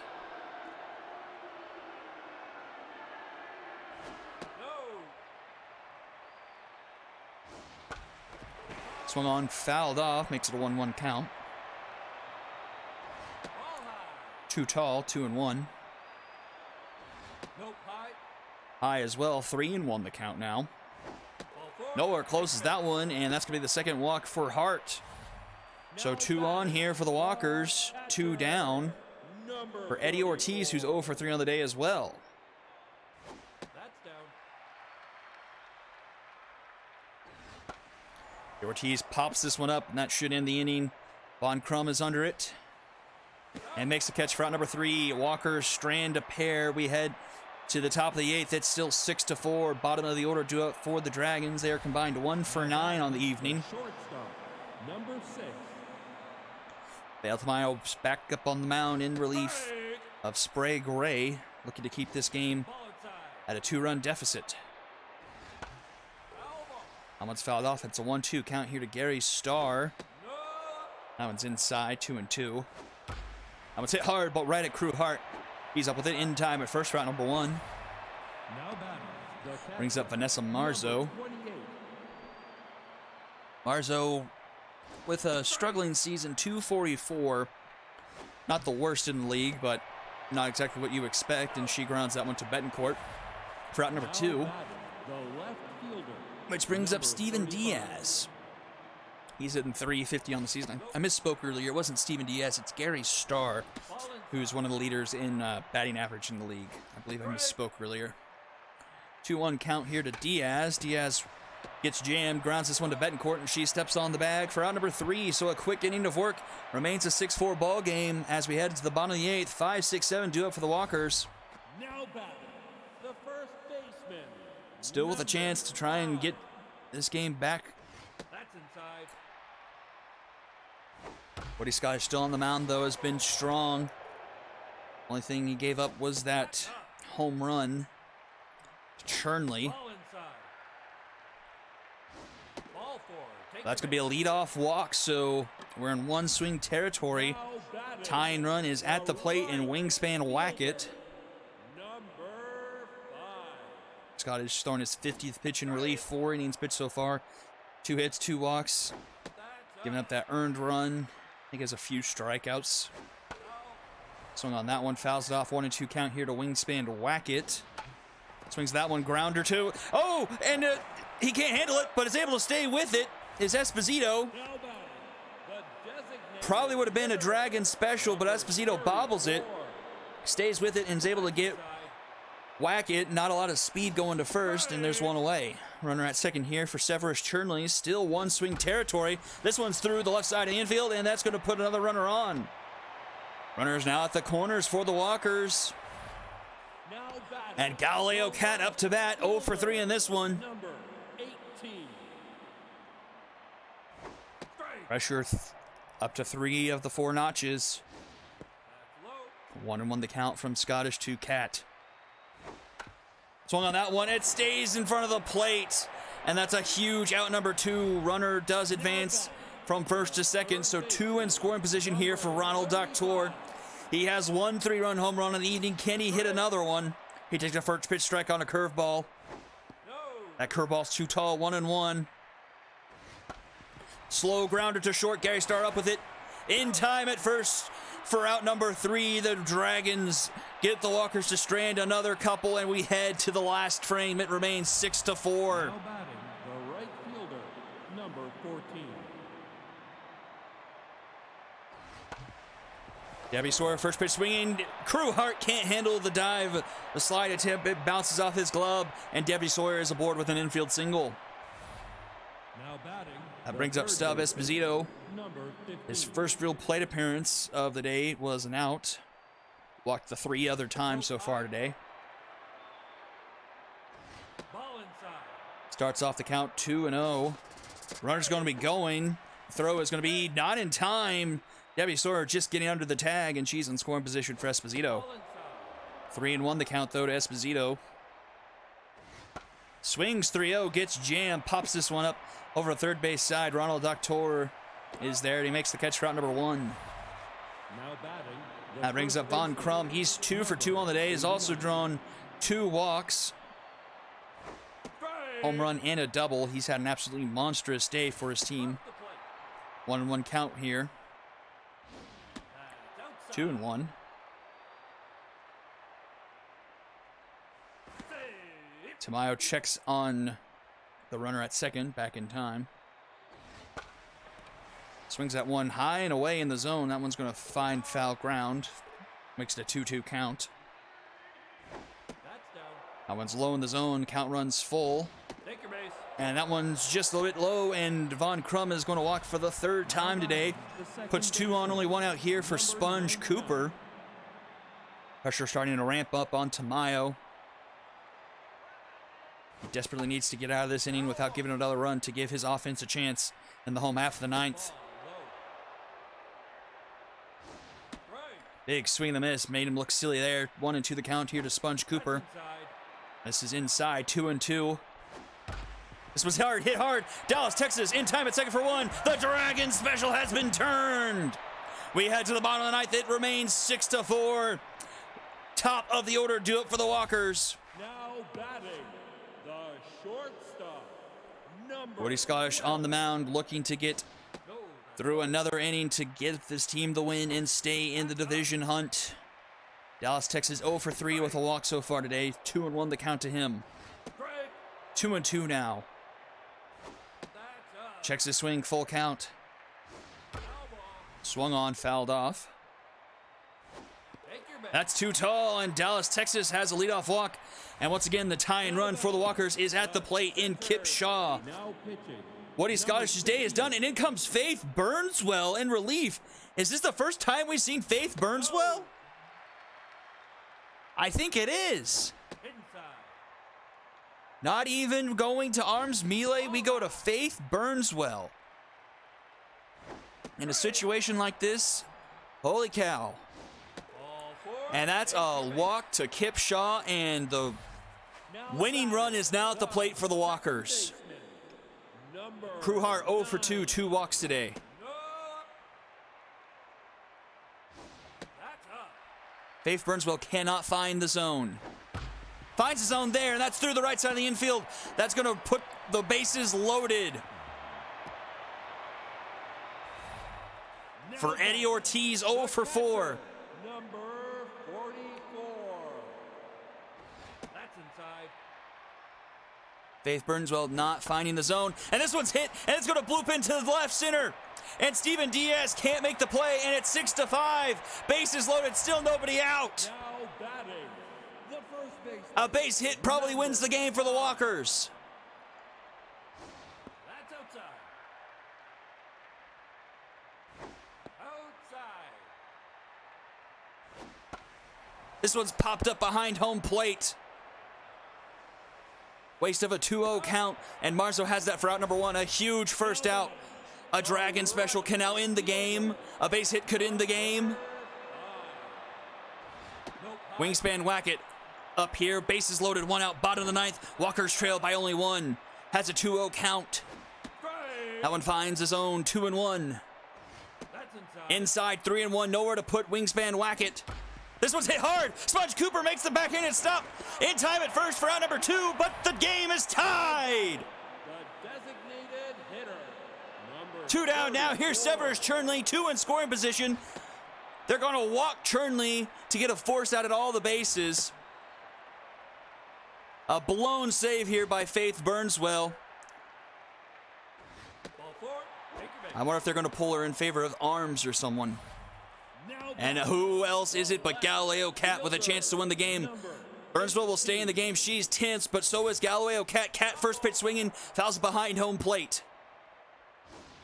This one's hit hard, and Sponge Cooper's able to make the jumping catch for out number 3. Into extra innings we go. These teams are deadlocked. 6 runs, 8 hits apiece. Now batting, the designated hitter. Now pitching. Vale Tamayo's day is done, and in comes Ty Sasso. Outside. And it's just so interesting that Ty Sasso wasn't the first man out of the bullpen. That's sometimes when I feel like the game knows it's going to go long. Now batting, Like, the center fielder, Ty Sasso was the first man out of the pin how many games for y'all in a row? And then, like, oh, he's third man out here. Like, the game, like, purposely saved him because, like, oh, Sasso can't handle that one, and the runner's going to reach. Now batting, the shortstop, number 6. So runner aboard for Gary Starr. I believe that's Libby Sickley at first. Ball high. No. 2-0 count here to Gary Starr. He's 0 for 4 on the day. Big hack there, misses 2-1. Strike. 2-2 now. Runner's going. This one's hit deep into left center. Carrying back. No one's going to get there in time. That's going to be down. The runner's going around third, head for home, and the Dragons retake the lead 7-6. An RBI double from Gary Starr puts the Dragons back on top. Number 28. And that's going to be through the right side of the infield. Runner's going to head to third. Stay put at third. A good throw by Wackett. Probably gets him. Eddie Ortiz did drop that throw. But runners down the corners here for Steven Diaz. Only 1 out here in the top of the 9th. Pressure all the way up for Sasso. He's tense now. Low. 2-0 the count here to Diaz. Right down the heart of the plate there. 2-1. This one's hit hard. Oh, just misses the bag at third. The Walkers take a sigh of relief there. Full count now. Swung on. That's going to be fouled off. Take your base. Ooh, too tall there. That's going to load the bases for the Dragons. That's going to bring up Debbie Sawyer. She's locked in. 3 for 5 on the day. A double and 2 singles.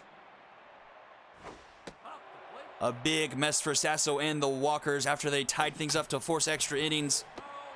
Immediately fall right back behind. 1-1 the count here to Sawyer. She takes that one low.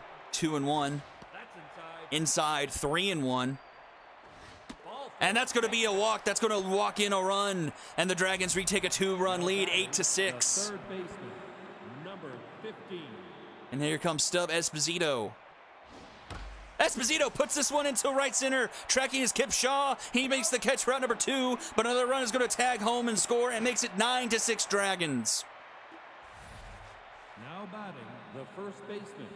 And here comes Harry Von Crum, who's having himself a fantastic day. 2 for 2, 3 walks, a massive home run, a double. Looks silly there, swinging there. 0-1. Inside, 1-1. And this one's hit well, and that's going to get down, and that's going to bring another run home. It's 10-6 Dragons. Harry Von Crum having a day here. Number 99. And Sponge Cooper joins the party as Galileo Cat's not going to be able to catch up to that. That's going to drive 2 more home, make it 12-6 Dragons. That was a very interesting play. You could see Cat charging at the ball and then like halfway through realized he probably wasn't going to catch it and then started playing it off the hop. I don't know if I've ever quite paid enough attention to how outfielders track the ball like that. And it looks like this inning's going to come to a close as Freishek skies this one into center. And Kipshaw makes it for out number 3, but a disastrous inning as the Dragons plate 6 in the top of the 10th. Now batting, the third baseman. And it all started because Ty Sasso couldn't handle a bloop infield hit. Leadoff runner aboard, though, for the Walkers to start the home half of the 10th. Brings up the top of the order, Dallas, Texas. A lot of work to do here. Hits this one right at Sponge Cooper for out number 1. Sponge Cooper kind of deserves MVP honors. If it wasn't for the play he made at the bottom of the 9th, he made a jumping catch to prevent what would have been a game-winning hit for the Walkers. 1-1 the count here from Burnswell to Shaw. Shaw 0 for 4 on the day. Not having a good outing. Nope, high. 2-2 the count here. That's up. That misses. Full count now. That one is going to be fouled off. As is that one. And this one's hit well, but tracking it is Diaz, and he makes the snag for out number 2. Last chance for the Walkers. Crew hard up, 1 for 3 on the day.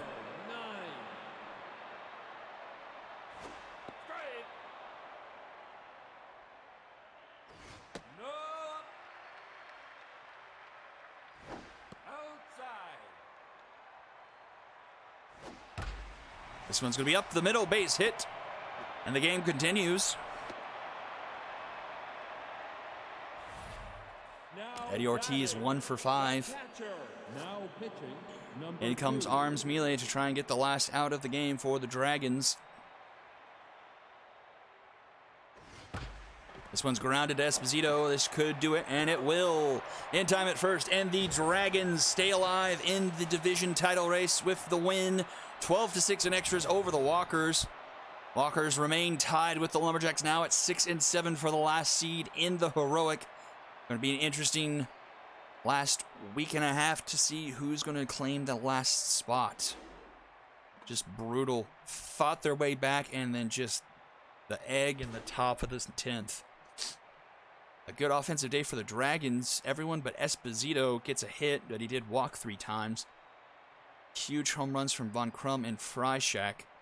Home runs from Doctor and Chernley. Galileo Cat 0 for 5, as well as Kipshaw, Texas 0 for 4. Some of the bigger players for this Walkers team going hitless is a big problem. Ina Gregory, early pull. Scottish goes 5, only gives up 2. Burnswell blows the save, ends up getting the win. Immediately gets the last out. Ty Sasso gets the loss.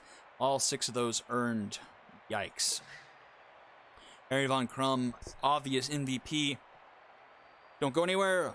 When we come back, Moonshots Overdrafts going to tell the tale most likely of the Icons Heroic Division. We'll be right back after this.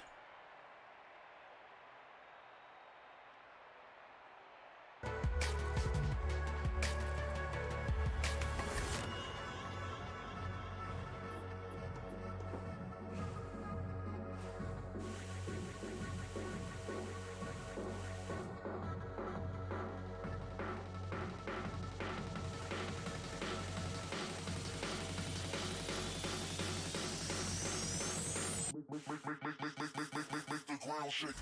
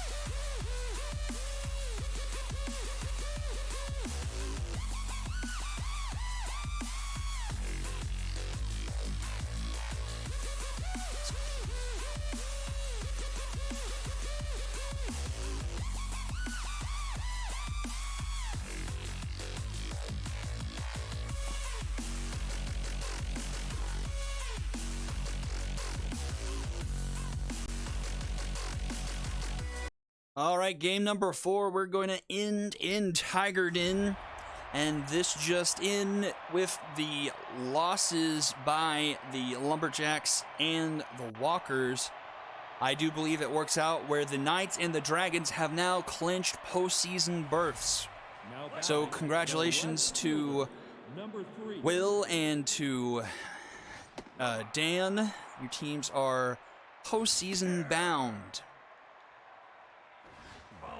And here we are, Moonshots Overdrafts.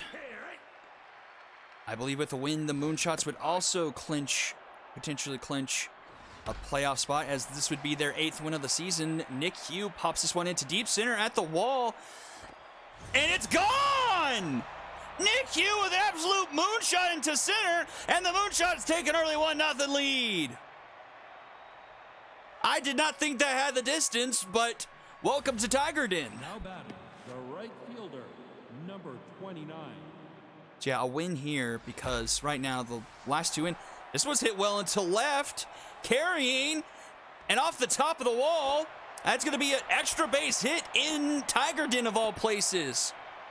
Matty Musgroves with a double. Now batting, the third baseman. Because right now the last 2 in are the Walkers and the Lumberjacks, and one of those 2 won't make it. And they already have 7 losses. This is the Moonshots' last game of the season, and so if they win here, they will only have 6. So, and that one's up the middle. That's a base hit, and that's going to be rounding third. The runner is going to go home, and no play is going to be made. And the Moonshots already up 2-0. Still no outs here in the top of the first. Number 13. Moonshots don't want to be denied that postseason berth.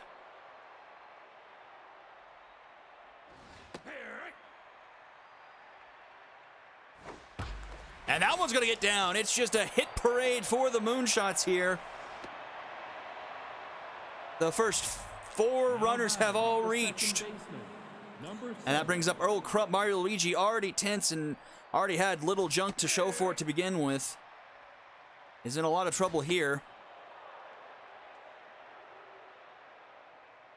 Moonshots looking for revenge early in the season. That's going to be a base hit. Runner's going to be rounding third, heading home. The throw from Sardee is going to be cut off by KDC. That's 3-0 Moonshots. Now batting, the center fielder. Overdrafts upset the Moonshots earlier in the season, 4-3, I believe it was.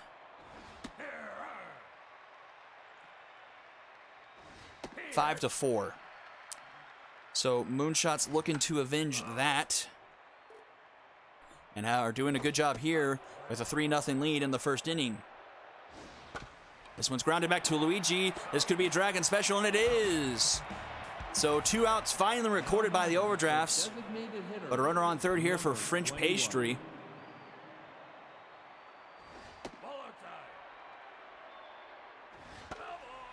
That's hit well, but foul. 1-1 the count here to Pastry.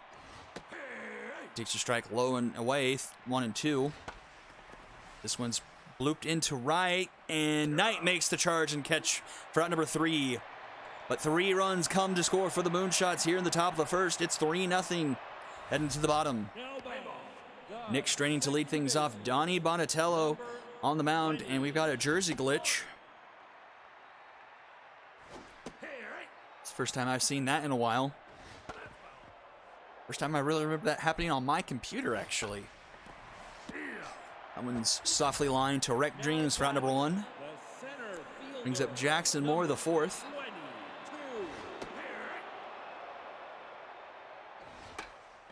Swings that one, jams in, but fouls it off. 0-2 the count. Checks his swing there, 1-2. This one's hit softly into left. Hugh is there for the catch, out number 2. Brings up Everett Sardee.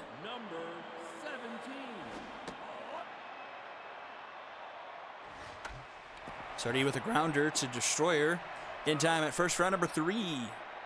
So a quick 1-2-3 inning, and the Moonshots back up to bat here in the top of the second. 8-9-1 due up for them. Now batting, the catcher, number 18.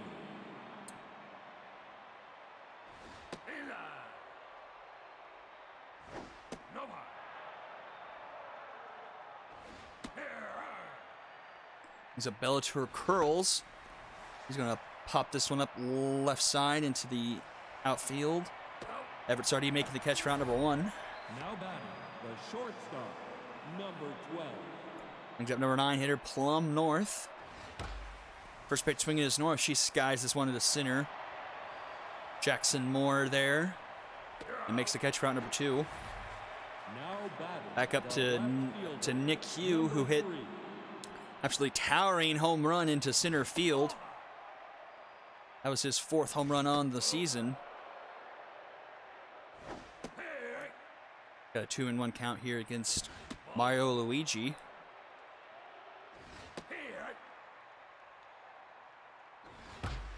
This one's hit, but KDC up with it in time at first for out number 3. So 1-2-3 inning for Luigi brings us to the bottom of the 2nd inning. 4-5-6 do it for the Overdrafts. Now batting, the designated hitter, number 0. First pitch swinging is Winkler, and that's grounded to Crump in time at first for out number 1. Now batting, the Now third Marzo. baseman, number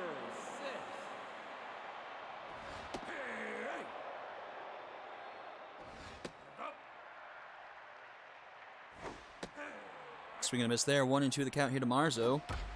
That one's going to be hit and past the glove of Kodiak Destroyer, and she will reach. First runner of the day aboard for the Overdrafts here in the bottom of the 2nd. Now batting, Brings up the rookie Mookie Astaire. number Hit his first ever major league home run last week against the wrong fielders in their last game of the season. Now facing the Moonshots in their last game of the season, see if he can inflict the same type of damage. Got a 2-2 count here from Bonatello. Fouls this one off. We'll live to see another pitch. Fouls another one off. This one into the stands. Swings on one outside the zone. Pops it softly to short. Plum North makes the catch for out number 2. now batting, That brings up Joseph Wahlberger. number 44. 2 down, runner at first. First pitch swinging, he lines it straight to Rec Dreams for out number 3. Top of the 3rd we go. It remains 3-0 in favor of the Moonshots. 2-3-4 due up for them. Now batting, the right fielder, number 29. Mario Luigi back to neutral after allowing the first 5 runners to reach for the Moonshots in the first inning. 2-1 the count here to Matty Musgroves. 3-1. And that's going to be hit well into left center. Bounces off the wall, and it's going to be another extra base hit. 2 doubles in Tiger Den for Matty Musgroves. Now batting, the third This baseman, stadium, we haven't seen a whole lot of extra base hits in this stadium just by how small it is. But Kodiak Destroyer making the best of it and has stolen 3rd. Matty Musgroves, having himself a great day so far. Kodiak Destroyer now with the runner 90 feet away. 2-2 the count here. He's already got an RBI single, looking for another. Count runs full after that pitch is missed high and away. But that'll end up being a walk for Destroyer. That's going to put runners at the corners for Rec the Dreams. first baseman, number 13. Runners at the corners, nobody out here for Dreams. Runners going for 2nd. Throw is in the dirt. And it was a good thing for Destroyer because that would have been an easy out. No arm behind the plate from Wahlberger. 3-1 the count here to Dreams. And Dreams will draw a walk. That's going to load the bases for the Moonshots. Now batting, That's going to the bring up second Earl baseman, Crump. number 7. Earl Crump hitting 383 on the season. This one's grounded to short. Katarina Ducoteau up with it. In time at 2nd for 1, but the Dragon Special not turned. So another run's going to come home to score. It's 4-0 Moonshots. Runners at the corners here for Blanco. Only 1 away. Mario Luigi back down to tense. Quick 2-0 count.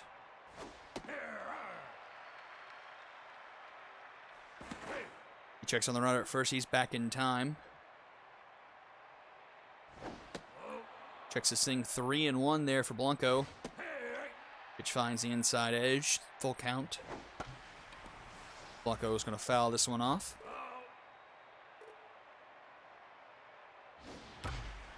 This one's hit decently, but also fouled off. This time down the 3rd baseline. That's to be a walk, so bases loaded once again for the Moonshots. And that's going to bring up French Pastry.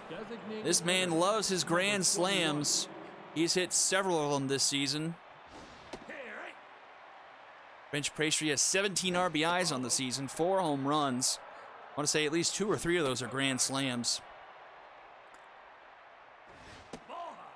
Has himself a 3-1 count here.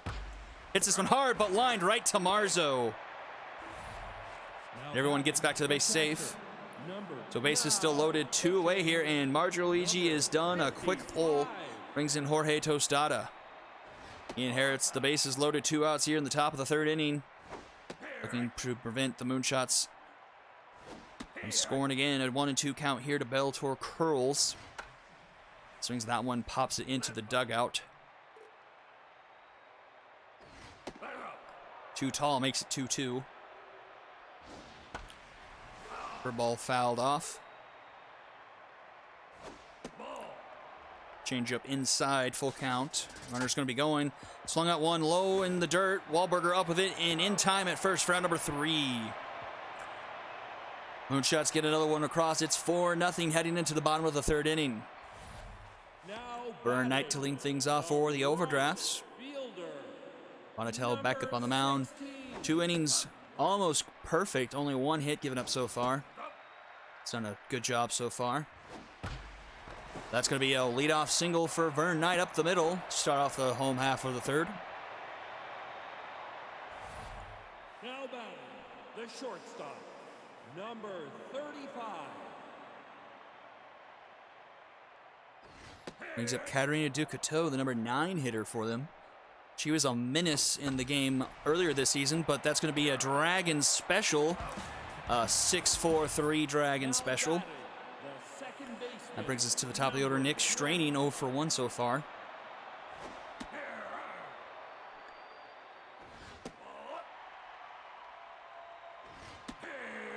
One and 2 the count here to Straining. Checks his swing, 2-2. Full count now. Ooh, that one just misses, and Straining will draw a 2-out walk. Brings up the ever-dangerous Jackson Moore, the 4th. Number 22. Let's see, Moore hitting .410 on the season, and goodbye, baseball! A no-doubter into center field, and that cuts the deficit in half, 4-2. Jackson Moore's 5th home run of the season puts him up to 14 RBIs. We got ourselves a 4-2 ball game. Now batting, the left fielder, number 6. Brings up Everett Sardee. Sardee puts a good hit on that one, but foul. That one's outside, 1-1. One's a slow roller to North. She's up with it. In time at first for number 3, the 2-run shot from Moore cuts the deficit in half, 4-2 going into the 4th inning. 9-1-2 do it for the Moonshots. Now batting, the shortstop, number 12. Jorge Tostada still on in relief of the starter Mario Luigi. Luigi only goes 2 2/3. Quick 0-2 count to Plum North. Takes one inside, 1-2. 2-2 now. Swung on, fouled it off. Full count now. Fouls another one off behind home plate. And that's going to be a leadoff walk. Missed just a bit low and inside. Now batting, That's going to turn the lineup around for Nick Hugh. Runner on, nobody out. Runner is going to be going. The throw is not in time. Stolen base for her. Or North. They brought Wahlberger up. I didn't realize he was so bad defensively. And traded away Caleb and then Jesse Basher now in the minors. I need to bring Basher back up because they face a team with speed like they are now. They're just going to get stolen to death. Here's Matty Musgroves. Has found the way to get extra base hits, but is not going to find one here as he doesn't drown into a Dragon special.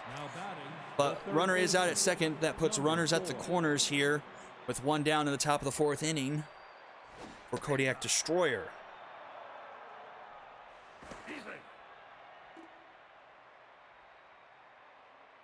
Looky Stairs' arm's pretty good, so it must have been the arm going back from second to first. KDC maybe. I didn't see who covered.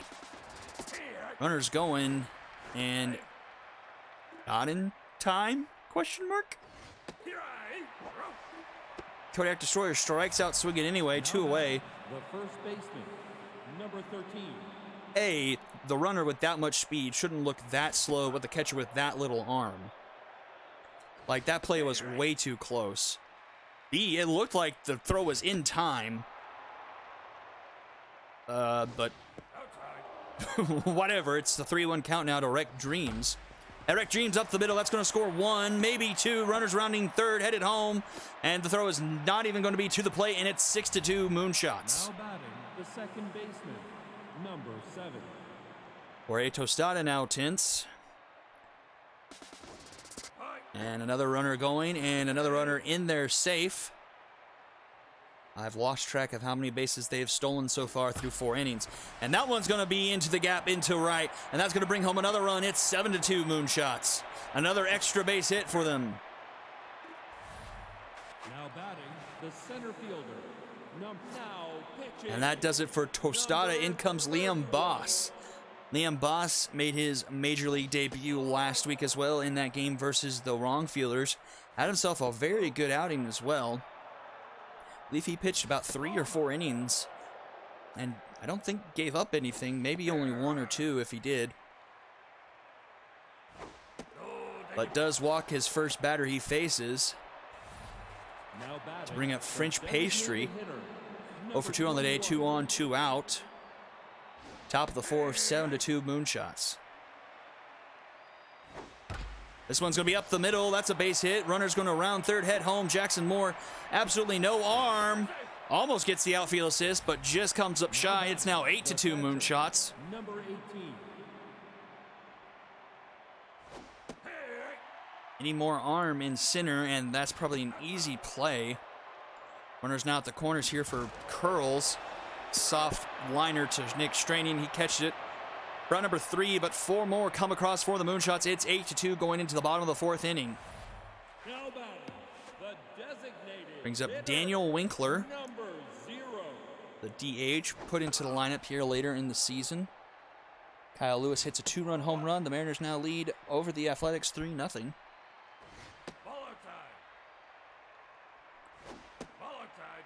Quick 3-1 count here to Winkler. That one finds zone, count runs full. Swung on, fouled off. And that's going to be a walk, leadoff walk for Daniel Winkler from Bonatello. The 3rd walk from Bonatello today. 2nd, excuse me. Brings up Tanya Marzo. She's 1 for 1 on the day.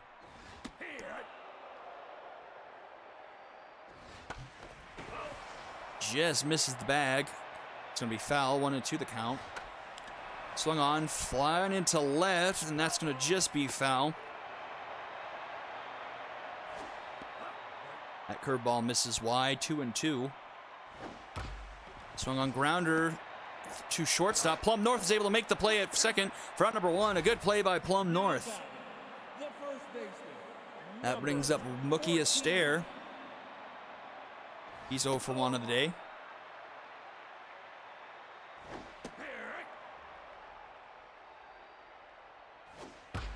This one's up the middle. Plum North has another easy play in time, but 2nd for 1. And the Dragon special is turned. Plum North with involved in all 3 of those outs as we go to the top of the 5th inning. the shortstop, number 12. It's 8-2 Moonshots, and she leads off this inning.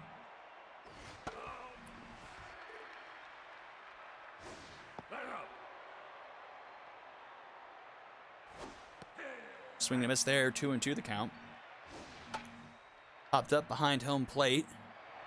Wahlberger makes the catch there for out number 1. Now batting, the left fielder, number 3.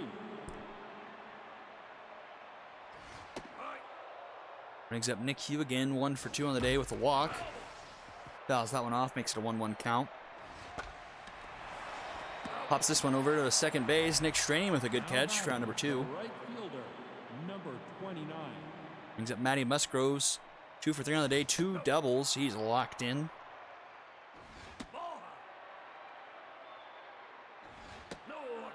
He's got a 3-0 count here from Liam Boss. Boss finds the strike zone with the curveball. That's grounded to KDC in time at first, round number 3. So a scoreless inning for the Moonshots, just the second one of those we've had in this game. We go to the bottom of the 5th, 8-2, still 7-8-9 to it for the overdrafts. Batting, the catcher, number 44.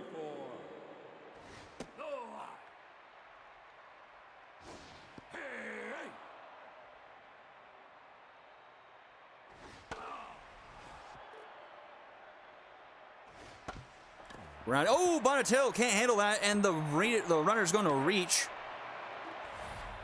Now batting, the right. Easy grounder back to the pitcher, and he just muffs it. 16. So leadoff runner aboard here for the overdrafts to start the home half of the 5th. Brings up Vern Knight. He's 1 for 1.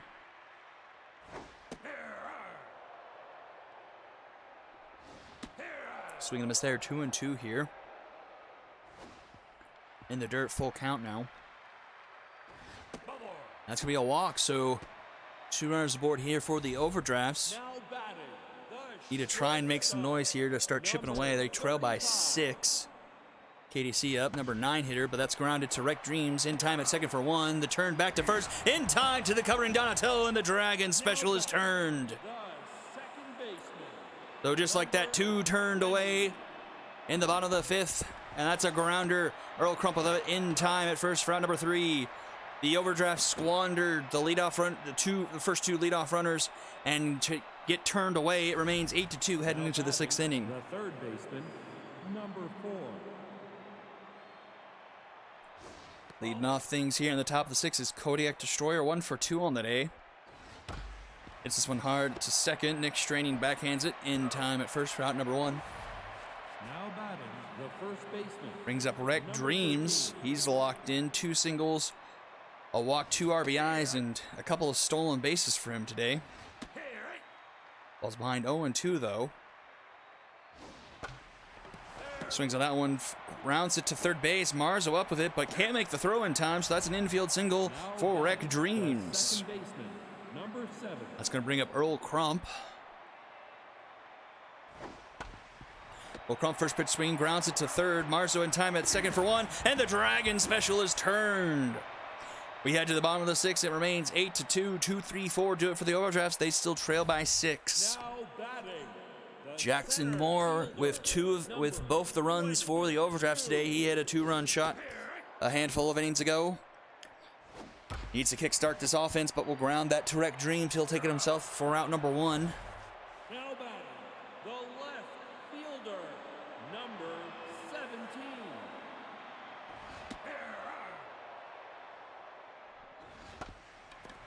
That's grounded to Kodiak Destroyer off 1 hop. He gets it to first in time for out number 2. Now batting, the designated hitter, number 0. That brings up Daniel Winkler. Winkler fouls that one off. 1-2 the count here. That one's fouled back. Oh, that's a beanball.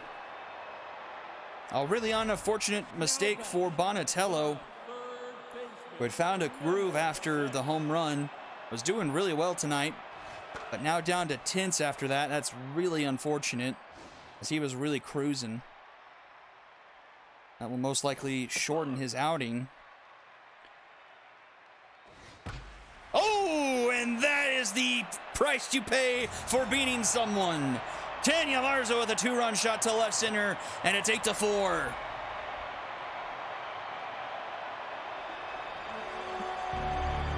An absolute missile off the bat of Marzo. And that's doing it for Bonatello. He's rattled now. And in comes Ejin Sawamura. And Sawamura gives up a hit for the first batter he faces. Now batting, the Rookie Astaire with a 2-out single brings up Joseph Wahlberger. He's 1 for 2 on the day. First pitch swinging is he, and he grounds that one to Crump in time at first round number 3. The Overdrafts do put up 2 more with the 2-run shot from Tanny Marzo. Makes it 8-4 going into the back third of this game. To the top of the 7th, 6, 7, 8 due up for the Moonshots. Dale Blanco 0-for-1, 2 walks. Liam Boss doing pretty well in relief of Jorge Tostada. 2 and a third inning so far. Only 3 base runners given up. Overdrafts may have found them a really good relief pitcher so far for the future, but he does give up a leadoff walk here. Now batting, the designated hitter, number 21. And that's going to be a home run for Finch Pastry! And more jersey errors. 379, and French Pastry has his Now batting, 5th home run of the season. number 18. The undrafted free agent making everyone rue the day. 5 home runs up to now 19 RBIs, not including what he might have done last week. I think he might have had a home run last week, so he might be up to 6 home runs now. So only one back of Murph Kelly. That one's grounded by the first baseman's glove. Another run aboard here, runner aboard here. Shortstop, number now, pitching. And that's going to do it for Liam Boss. Brings in Mango Anaya. Is this the last pitcher the Overdrafts have? Stada. No. Then we went to Boss. And then, okay. So 10-4 now here in the top of the 7th. Oh, a strikeout. Mango Anaya gets the strikeout of the first pitcher she sees, first batter she sees. Number 3. Brings us back to the top of the order, Nick Hugh. And Nick Hugh puts this one into the left center. That's going to get down. That's probably going to be an RBI. Runner's going to head to third, actually. Not a lot of speed, and that puts runners at second and third. It was Bellator Curls on the bases, so not a lot of speed there. Brings up Matty Musgroves, who also has 2 doubles. The Moonshots have 4 extra base hits that aren't home runs here. Probably the most of any team that's played in this stadium, including the 2 teams that call this place home.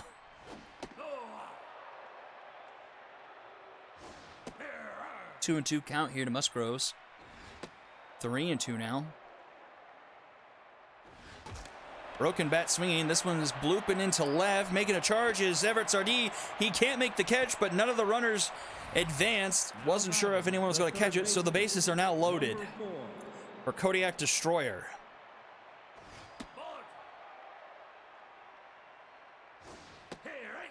One to Destroyer.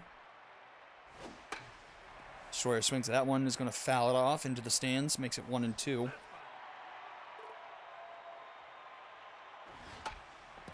Swings at that one, but stays foul down the third base line. Ever so slightly. Hits a charge in that one. That one's by Mookie Astaire. That's going to bring another run home. It's 11-4 Moonshots. Oh, Liam Boss can handle it. Goes to the backstop. Mango Anaya backing him up. No one advances. That brings up Wreck Dreams with the bases loaded. He's locked in. Wreck Dreams looking to wreck something. Wreck the scoreboard. He's locked in. Has 3 singles, though. 2 walk, 2 RBIs, and some steals. 3-1 count. Might not even have to swing the bat for another RBI. And he won't. That walk's going to bring another run in. 12-4. Now batting, That counts as an RBI, doesn't it? number I'm pretty 7. sure it does. Earl Crump 2 for 4. He has 3 RBIs. Looking for some more bases loaded and loaded with speed. And that is probably going to clear him. Oh, Jackson Moore! A great play by Jackson Moore. Is able to track that one down. A runner will tag to score, make it 13-4, but I mean, it's better than getting the bases cleared. I'm surprised he was able to catch up to that one. Grounded to short. KDC up with it in time at first. Going to end the inning. But a 5 spot for the Overdrafts makes it 13-4 heading into the home half of the 7th. Now batting, the Be right sure to fielder, number join the Discord. We'll probably be taking player name submissions for our upcoming draft, season 7. And be around in the Discord as we figure out as playoff positionings become more firm. We have several teams clinch, and it looks like the Moonshots will be right behind the Dragons and the Knights in clinching a spot. Not necessarily the division. The Overdraft still have a chance to tie for the division, but will have to have wins over the Dragons and the Knights to do so. Now batting, the second baseman, number 20. Hard hit, but right to plumb north, and this will be in time at first. Round number 3. 1-2-3 inning in the bottom of the 7th for Sawamura. Up to the 8th we go. It's still 13-4. 7-8-9 deal for the Moonshots. Now batting, the designated hitter, number 21.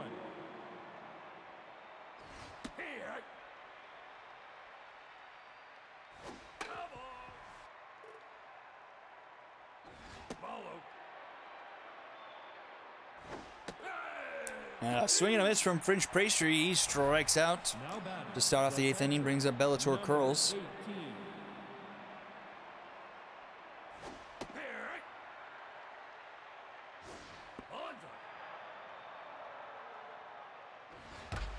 And Curls puts a charge in this one. That's going to get down into the gap in left. But it's going to remain a single, a very deep single, thanks to the confines of Tiger Den Shortstop, and the lack of speed on Curls.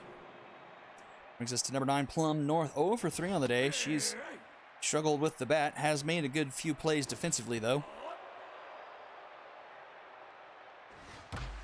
And there's her first base hit. Another one into the gap.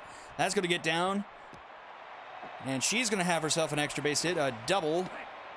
No RBIs as Bellator Curls advances to 3rd. now batting, the Brings up left Nick Hugh. fielder, He's 2 for 4 on the day. number 3. Nick Hugh, one of the leaders in the league in extra base hits. Not going to find extra bases there, but it's going to drive 1 run home, maybe a second. The throw from center is going to be cut off, and it's 15-4. Now batting, the right fielder, number 2 more 29. RBIs from Nick Hugh. He's got probably close to 20 now.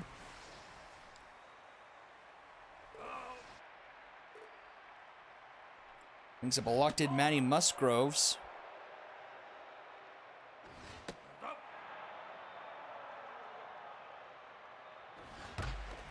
That one's going to be through base hit.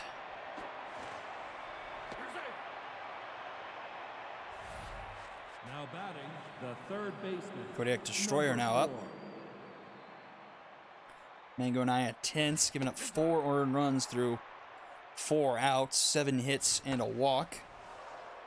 Let's go to get her 5th out here, most likely. Popped up behind home plate and caught by Wahlberger. 2 away here now in the top of the 8th. Now batting, the And I first think baseman, we've batted around. number Wreck 15. Dreams up again. He's locked in. 3 singles, 2 walks, and a partridge and a pear tree. 1-2 the count here.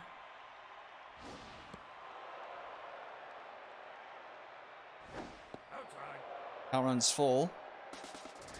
Runner's going. That's going to be up the middle, and that's going to bring him on another run.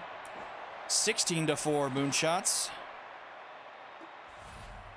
Now batting, the second baseman, now pitching. That does it for Mango Anaya. It brings in the closing pitcher, Marlon Brooks, last man out of the bullpen. Looking to get this no good, very bad, terrible game over for his team. That's a grounder to Marzo. She's up with it in time at first. Round number 3. Moonshots score another 3, make it a 12-run lead, 16-4 going into the bottom of the 8th. Now batting, the Jackson Moore, one of the lone bright spots offensively for the Overdrafts. Him and Marzo with 2 two-run shots, the only scoring the Overdrafts have done tonight. He's going to ground out 3rd to 1st. Now batting, the left 5-3. number 17. Brings up Everett Sardee, 0 for 3 on the day. Big swing and a miss there. Strike 2 called, low and inside. Fouled off. Sawamura looking for his first strikeout tonight. And gets it there! Sardee chased on the outside pitch. The designated And 2 down now.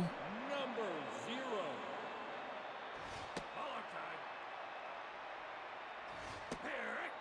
0. 1-1 the count here to Daniel Winkler. And Winkler puts a charge in this one deep into right and over the wall. It's a home run. Winkler goes yard, makes it an 11-run game. 383 off the line drive missile. 16-5. Now batting. So Overdraft scoring off the long ball tonight. Just need 11 more like that one. An unfortunate blemish off a good record for Sawamura tonight. This one's hit well into right, carrying Marzo off the wall and left and right, and she's going to have herself a double. Now batting. Brings up Mookie Astaire. Number Mookie Astaire 1 for 3 on the night.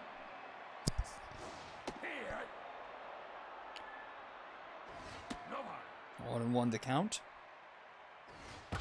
Hit hard, but right at Kodiak Destroyer, and that's going to do it. We go to the last frame. It's 16-5. 6, 7, 8 do it for the Moonshots. Now batting, the center fielder, number 40.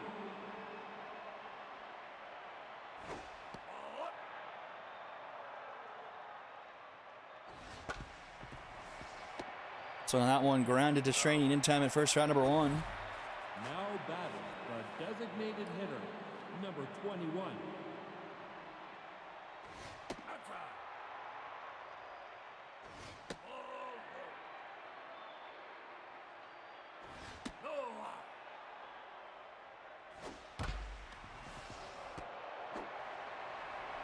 Two away now.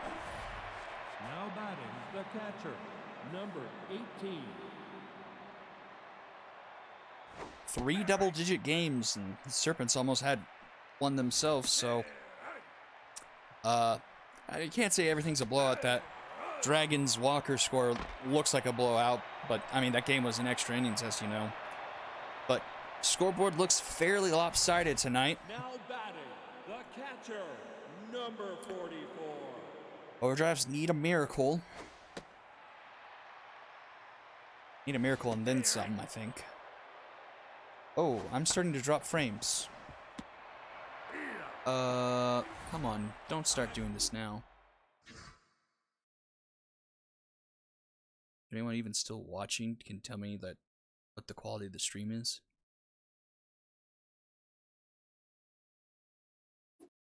Now batting, Oh. the right fielder, number 16.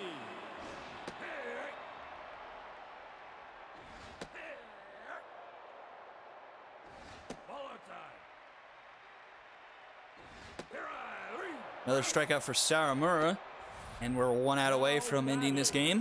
The shortstop, number 35. Katarina Ducato had a grand slam the first time these two teams played, and that's what the Overdrafts rode to victory pretty much. And tonight, they got their revenge. She's held hitless, and the Moonshots take the win 16-5, and they have birthed themselves into the Season 6 playoffs in the Heroic Conference. Base hits from everyone but Blanco. He walked 3 times, though. An absolute massacre. Donatello did pretty well. Had that unfortunate beanball that prevented him from having a quality start. Sawamura with a great outing relief and a lot of bad pitching for the Overdrafts. MVP Rec Dreams, Nick Hugh, Tanya Marzo. Well, thank you all for coming out to Week 11, Day 1. I'll be on the call again tomorrow as we have another set of very important games, including Knights Dragons, Bombers Angels, Cyclones Wildcats, and Unicorns High Rollers. So I will see you guys tomorrow.